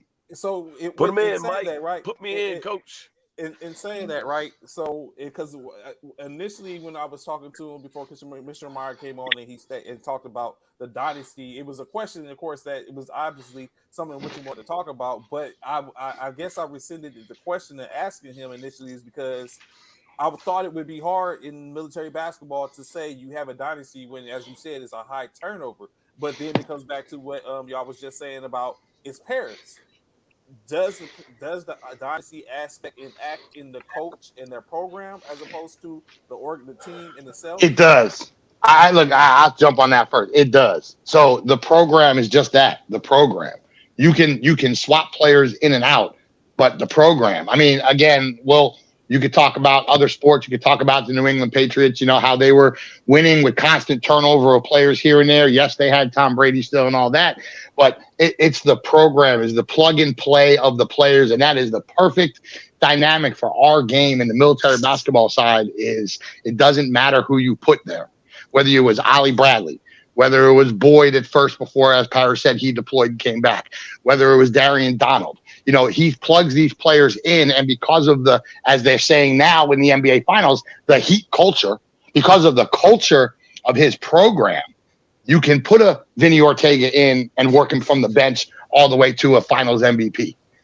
So it is the program. But that doesn't even make sense. Like, can you when you say that, like, just slowly, like, I was on the bench and now I'm the NBA Finals MVP. That doesn't, like, that only happens when you have the opportunity in a program to do that. It's work. It's work. It's unfair. It's just remarkable that a guy that people will go to Luke to play for Paris. When you start thinking about your life decisions and like where you're going to take your family, and you want to like balance it with basketball, people are going to like literally be stationed at Luke because Paris Daniel's there. And basketball's important to them. It's like the free agency world. And we see all these guys wanting to go places because they want to play with their friends or play with this, that, at the pro level. It's the same thing. Like you said, when you PCS or getting ready to come up on a PCS move, Yes, sir. and that potentially Luke Air Force Base is one of your options, and you're a ball player, that's you are going to heavily consider it. Just like back in the day in Germany, when you got to Germany, if you were a ball player, you were going to Mannheim, you were going to K-Town, you were going to Heidelberg, you were going to Ramstein. I mean, that's Luke Air Force Base has become one of those places, besides the fact that it's Phoenix, Arizona. But that is lucrative to these guys that are trying to maneuver their military basketball career as well as their career in the military. That is a lucrative location that teams want to go because of what Parrish has done there over the last 5 years. And you know what? I got asked the question afterward. Are those guys active duty? All of them. Yeah. Everyone. He stands on that. Mm-hmm. Oh. Yep. And he's not the only. And there's several players out there that have called and asked, Coach, where are all the programs at, the real programs at? Because these guys are now, like you said, Jason, they're starting to like wanting to go to these places where they can maneuver their career around the game that they love as well. Not just Army, the Army, because some places have, Air Force bases have Army personnel on the bases. They do. Yeah, just like we do down here. We have all four branches down here. So guys are, with what's going on in military basketball now, and the programs, these guys want to get to these bases where they're not going to waste their time and be able to compete because they know there is a solid program there. And looking at that, it's funny. What would y'all say? Who would y'all say, if y'all could put a 5 without putting a exact number on it? What would be the 5 premier programs or grandfather programs in the military basketball? Being that y'all been around for a while, what would y'all say is the ones that get that notoriety of people? Man, he's trying to get us all in trouble on this show. That's okay. I'll dip my toe in that water. I ain't scared. I'm assuming we're talking NBA, Trey, not just across the board. Yeah, we get okay. NBA, so make it so that way there's no feelings or anything like that. Keep it NBA. NBA. Right. Yeah, because I can't speak for independents I don't know of. So Trey, so Jason, so let's just clear the air before we start naming places. What is our definition of a program?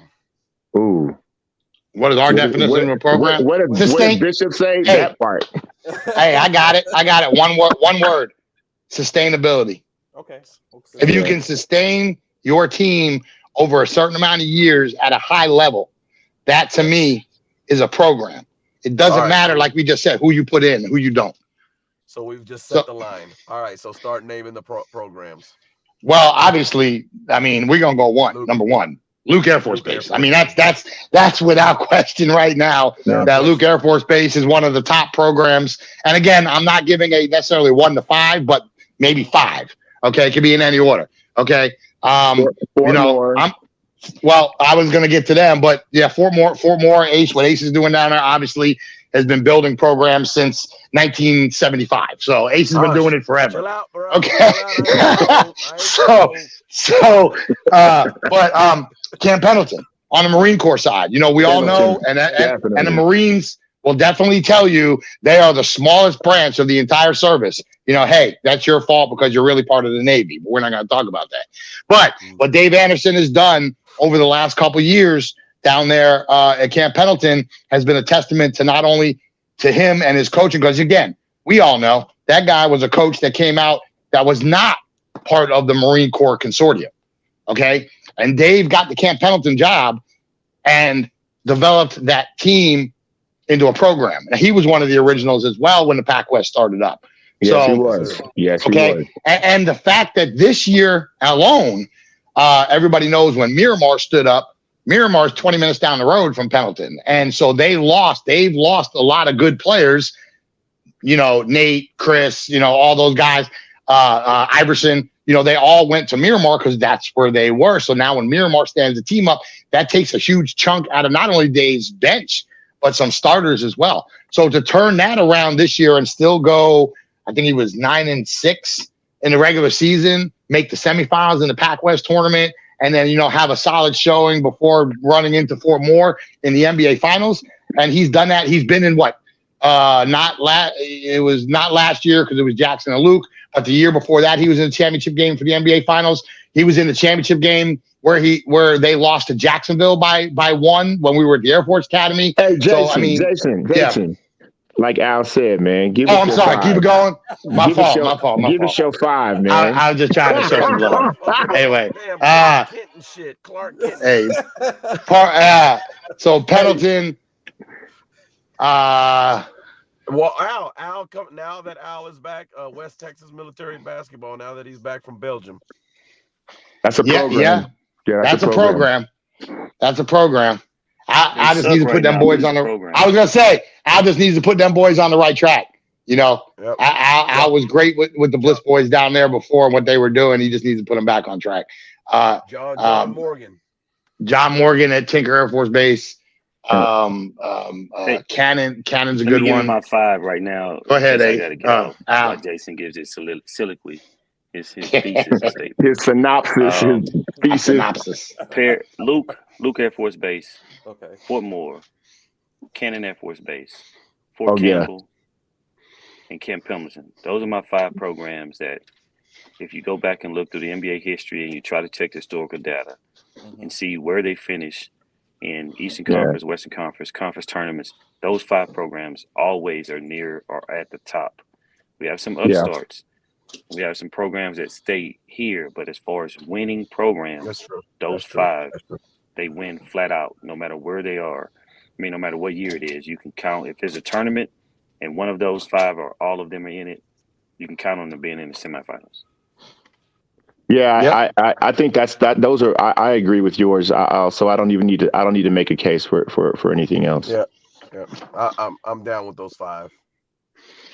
And that's programs. And I will say this to the young coaches out there, to the coaches, because we have had a high turnover rate of coaches in the NBA over the last couple of years, is if you're looking for someone to help you turn your team into a program, you're looking for ideas, you're looking for someone that's been there, reach out to these coaches, reach out to these programs and say, hey, coach, what did you do when you got your team from being a team to a program? And I said this before, if you don't know the difference between a team and a program, then the chances are you're a team. And that's just real talk. So I encourage these coaches, these young coaches that are just coming into military basketball or whatever, reach out to these coaches and go ahead and get it to where, you know, you could talk to them and pick their brains, you know, to see what you can do to get on top. So, what is next for the NBA going forth? Is it rest season, or is it no zeros on the clock, no days off? What's next up for the Military Basketball Association? Off season, baby. Off season.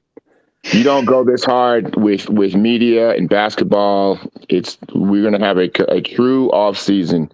I mean, the internal guys will be doing some planning and stuff like that in a few weeks, but with the team. But it's just, hey, I mean, what do you do after you had just hosted your national championship game on CBS Sports? You take a break. You need a break. We need a break. That's about 2 weeks long. A 2-week break is about all you get. That's all we need, That's right. man. 2 weeks is all I need. But I do need 2 weeks. So what does We're back at the table planning. What does the expansion look like for the NBA? I know it's kind of definitely based upon the teams and the that are willing to get into the conferences. But what is that looking like for the NBA going forward? Have you started getting calls on people wondering, like, hey, how do I get? Oh, hold on. So Let me say. Can I say something? Yes, sir. Go ahead. So listen.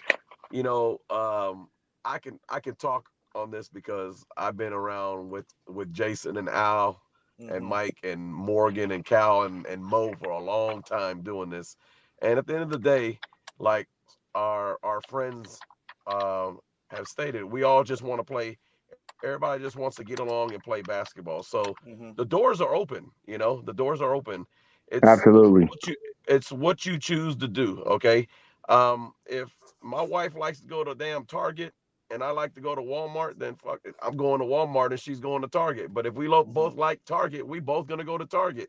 And it's the same thing with us. If you're going to play in the NBA, we have eligibility, we have bylaws, and you get a chance to read them. You get a chance to come to OKC in September and listen. And it's too easy. Yes, we want to be a part of this, or no, thank you very much. Sounds good, but we're not ready. And it is what it is. And nobody's going to be mad. So yeah, we would definitely like the champion and the runner up or whatever from the CMAC to play in the NBA finals. We would love for the WAMAC champion and the runner up to play in the NBA finals. But we get into this thing, and this is a whole nother show, but we get into this thing about, well, we don't like, okay, and I'm not going to get into that. It's okay. It's fine. All right. It's you do what you want to do, and it's okay. If you want to be a part of it, you are.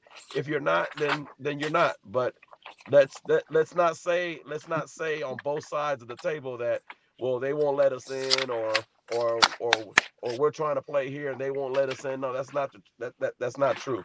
You just, the narrative gets changed because somehow, some way, the conversation gets misconstrued that, well, that they won't let us in. No, it's just that you don't want to play per the bylaws that the NBA has.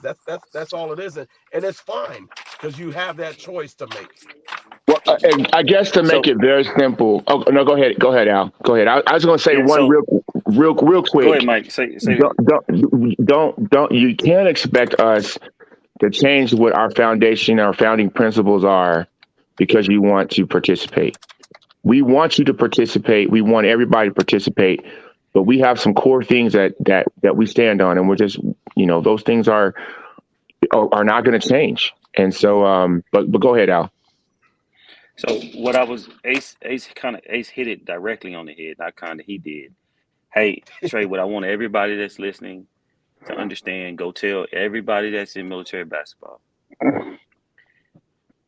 The doors of the NBA are open for any and all bases and that want to come in and play. Yes. Now, one of my real close friends told me something this weekend, and this is what's giving this to you, to everybody, to the masses.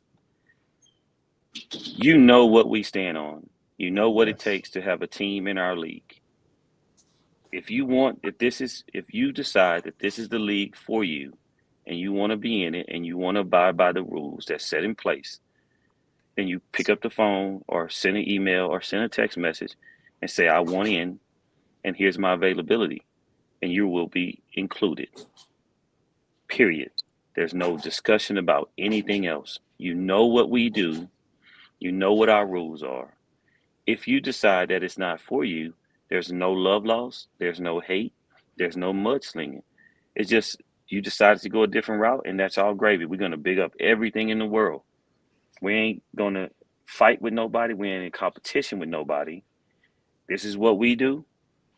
If you want to be involved, the doors are open, and there's no barriers for you to kind of, well, I got to go through this. No, here's what it takes to be an NBA basketball team in one of the NBA conferences.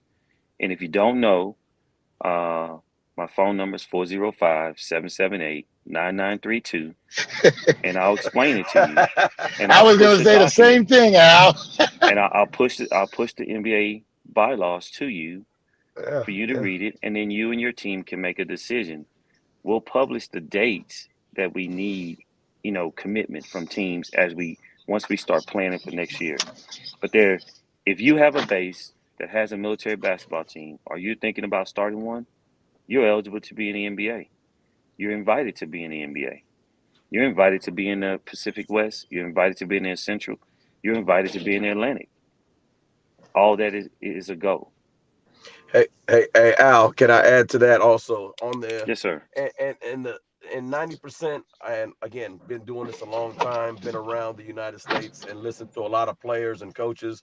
I hear a lot about, well, it's too expensive, XYZ. Well, you're talking to the wrong guy when it comes to expenses, because I was in Colorado for 8 years. Then I moved here. So for the past 11 years, we've been out of our pocket, just like any other team.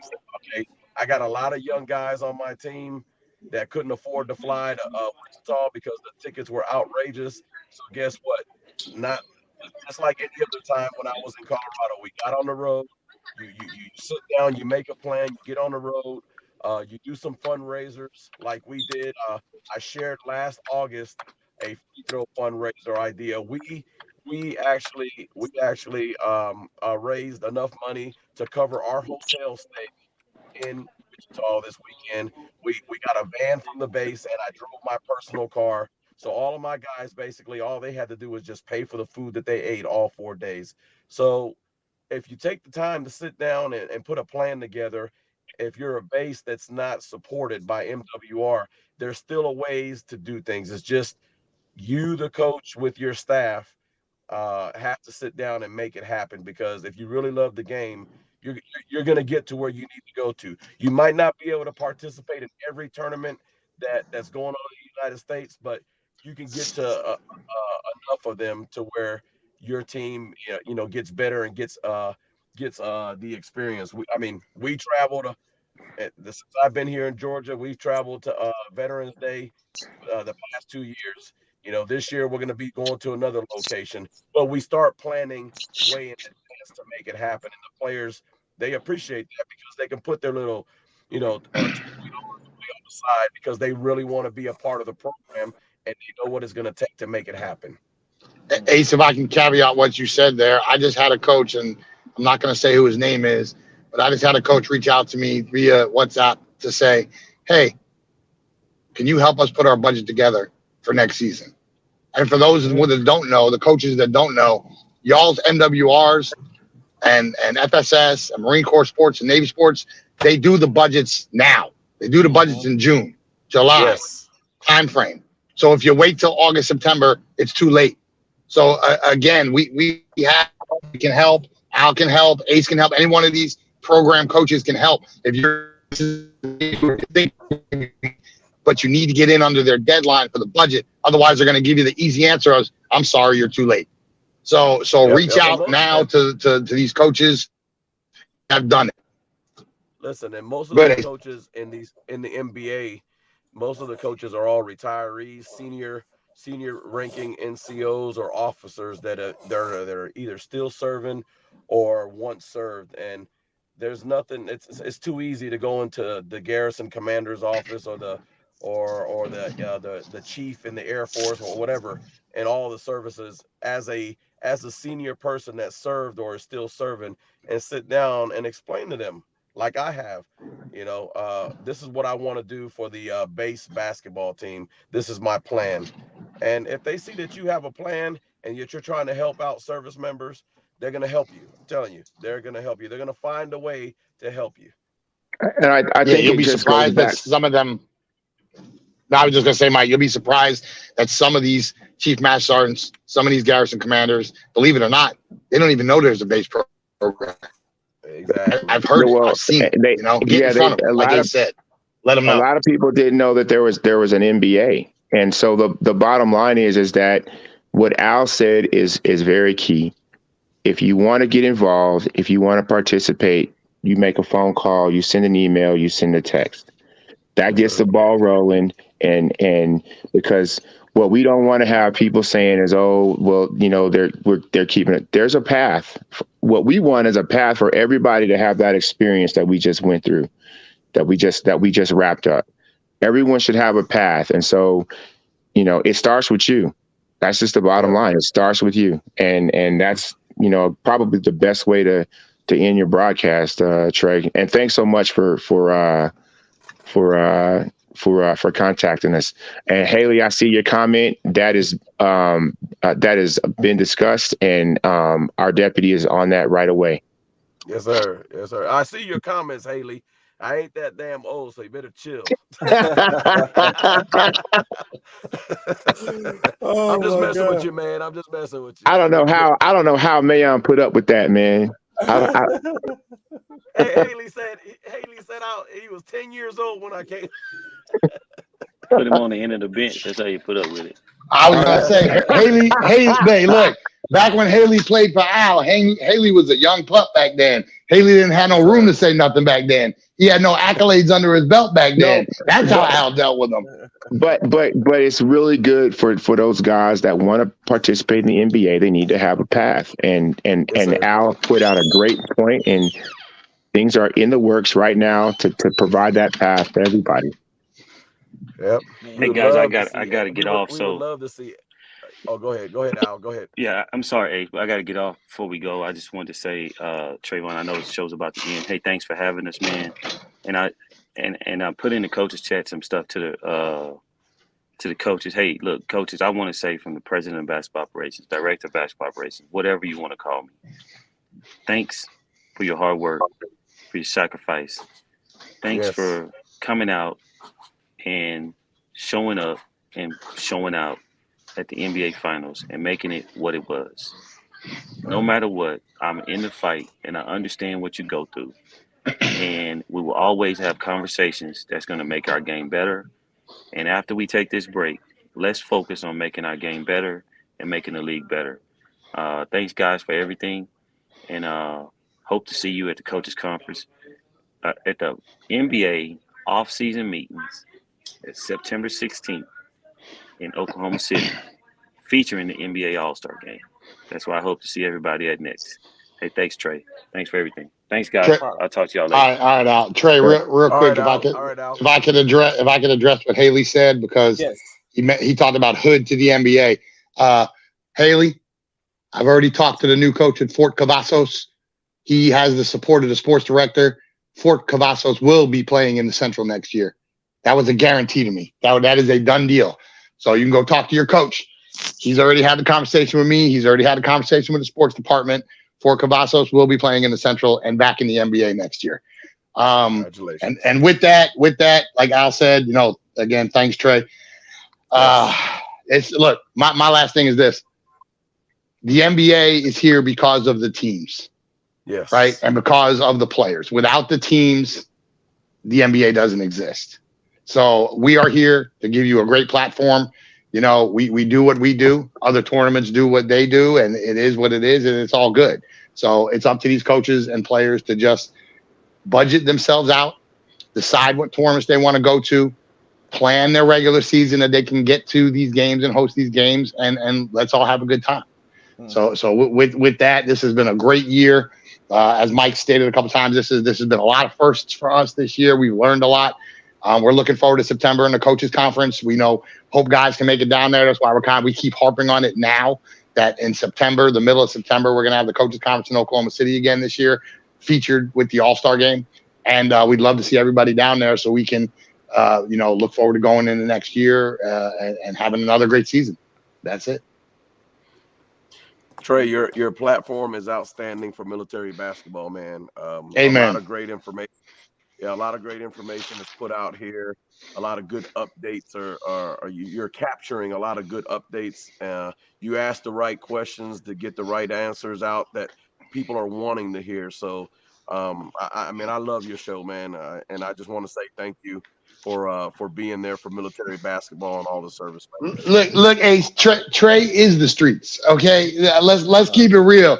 Yeah, Hey, I agree. I Oh, the second streets, that. the players. streets are talking. Hey, The streets are yeah, talking. hey, players, coaches, everybody loves to come on Trey's show and spill whatever it is they got to say, because everybody out there in military, this is the first take of military basketball. Okay, Yes, sir. and all I wanted to say to Trey is, Trey, with your move coming up and where you're going, I'm expecting big things from Fort Irwin. Okay, Mike Richardson has fought tooth and nail out there in Barstow Trey at got Fort some news Irwin. for you though, Jason. Hey. He got Oh. there's an update. There's an update. What's the update, Trey? What's the update? Or So it's transversing. I won't be going to Irwin. My talents now would be going to San Antonio. So I'll be in San Antonio instead. Where are you going to be at in San Antonio, Trey? Probably anywhere between. So I'm just moving to San Antonio. I don't have a job yet. I'm just moving to San Antonio. You're just moving. Okay, so is there a chance? Is there a inkling, a foot in the water that you might be over there at one of those couple of bases somewhere? Oh yeah. I'm going to Also, I'm going to be in that area. So between Lackland and Sam Houston. So I'm going to be on JBSA. I just don't know where at on JBS, but I'm going to reside. Okay. In San Antonio. Well, wherever you end up, I expect them to welcome you and to, let you use your abilities to help strengthen whatever programs you're part of. Yes, sir. So, I hope so too. But if not, create your own lane, and that's that's right. And you have, and we are very fortunate to have you, because before you, we didn't have a platform like this to get out besides comments on social media. So this allows everybody in a fair way to come out and talk about military basketball, whether it's airing grievances, airing gripes, or just talking about events, like ours, like the NMBT, like the Capital Classic, like the Joe Hall, like all the Veterans Day, all the other tournaments. So it's just a great platform for us to be able to get on, talk a little smack, have a little fun, and just get out there the word on military basketball. It's great. Well, there's some media considerations that we're gonna have for you at the next sounds like NBA. A contract. That sounds like a contract. At the next NBA Finals, we definitely, 2024, we're definitely gonna have something lined up for you to come out and do stuff, and those are things we talked about before. But nah, man, you've done a great job. You've been fair. You are media, so I do have to kind of consider and treat you that way, which means, he likes to stir the pot. Is that what that means, Mike? He will ask the questions that need to be asked, and he'll have guests on that have different points of view, and the streets are watching. I know I'm watching. Sometimes I'll catch a thing, and if a certain person like Mike Richardson's coming on, I definitely want to hear what he has to say, because I think it's important.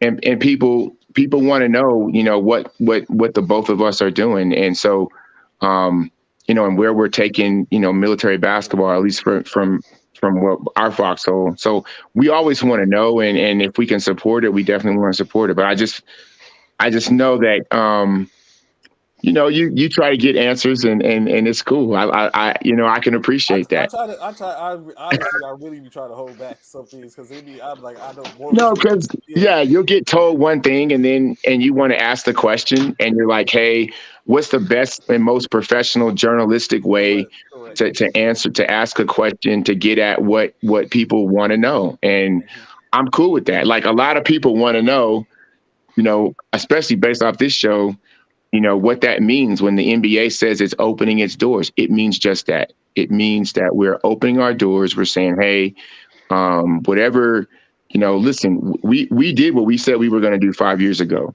We had a nationally televised broadcast. You need to have more of them, and the only way to do that is to be a big tent where we're bringing everybody in and opening our doors to everyone. So, but we just, there's certain things and we can't change, and so that's because that's who we are. That's why we became who we are. And like Jason said, it's the teams. The teams make this up. So if you're a team and you want to do this and you want to have that opportunity, that shot to play, you know, on our platform, the door's open. Start making phone calls. Start sending emails out and get your team ready. Mhm. Get your game up. Of course, Get your game up. Before I Get your get game out up. there, gentlemen, lastly, Get your game. Miami, Denver. Who y'all got? Denver. Ooh. Denver. I love Miami, but they going down. They got too much firepower. The Joker's just gonna dominate. Yeah, he could That's average. so He tough. could average 30 or 40 for the series. Goodness. I love Jimmy, but Jimmy, hey, you're missing a couple Sable rounds. You need some more. You need some more firepower. As much as it hurts me to say it, Denver in 6. Denver is 6. Or 2. I say 5 and 6. I I say Denver in 5. I got Hey, if Miami I'm steals one, I'm actually gonna try to go to one of the NBA Finals games. okay. So hey, that sounds like a promo for the NBA next year, Mike. I'm just saying. Just throwing it I'm out trying to work it, man. I'm trying to work it. Hey, Denver in 6, but if Miami steals one in Denver, it's a whole new ball game. That's all I'm gonna say. Yeah. Be So, sitting of next to course- Adam Silver. Be like, Think hey, about it. Hey, think about it. Think about it, Trey. I mean, they coming from South Beach, sea level, all the way up to Miami. I mean, to Denver. Definitely something to That's take a gonna look hurt. at. So, of course, be sure to tap in and tune in, fall in with us tomorrow. We're going to have Wooden and Boy from Fort Campbell. And then on Friday, of course, we're going to have Alex Miller from CMB. So, still a conversation to complete this week out after the NBA championships are with for. Are there any things to be said? We don't know. You never know what's going to go down. You never know. So, of course, you know what I'm saying? Everyone gets the opportunity to speak their mind. You know what? It's like those soldiers I used to have. They used to be like, they used to talk to me, and I'd be like, go ahead, speak freely, but understand, I'm still Speak who I freely. am. Yeah. I'm still who I am. Like, let's get that straight. So, when I gotta lock them heels, and that's it. So, we greatly appreciate y'all being here with us this morning, rocking with us. We look forward to seeing y'all the rest of this week. Enjoy the rest of your week. All love and peace. We out. Right.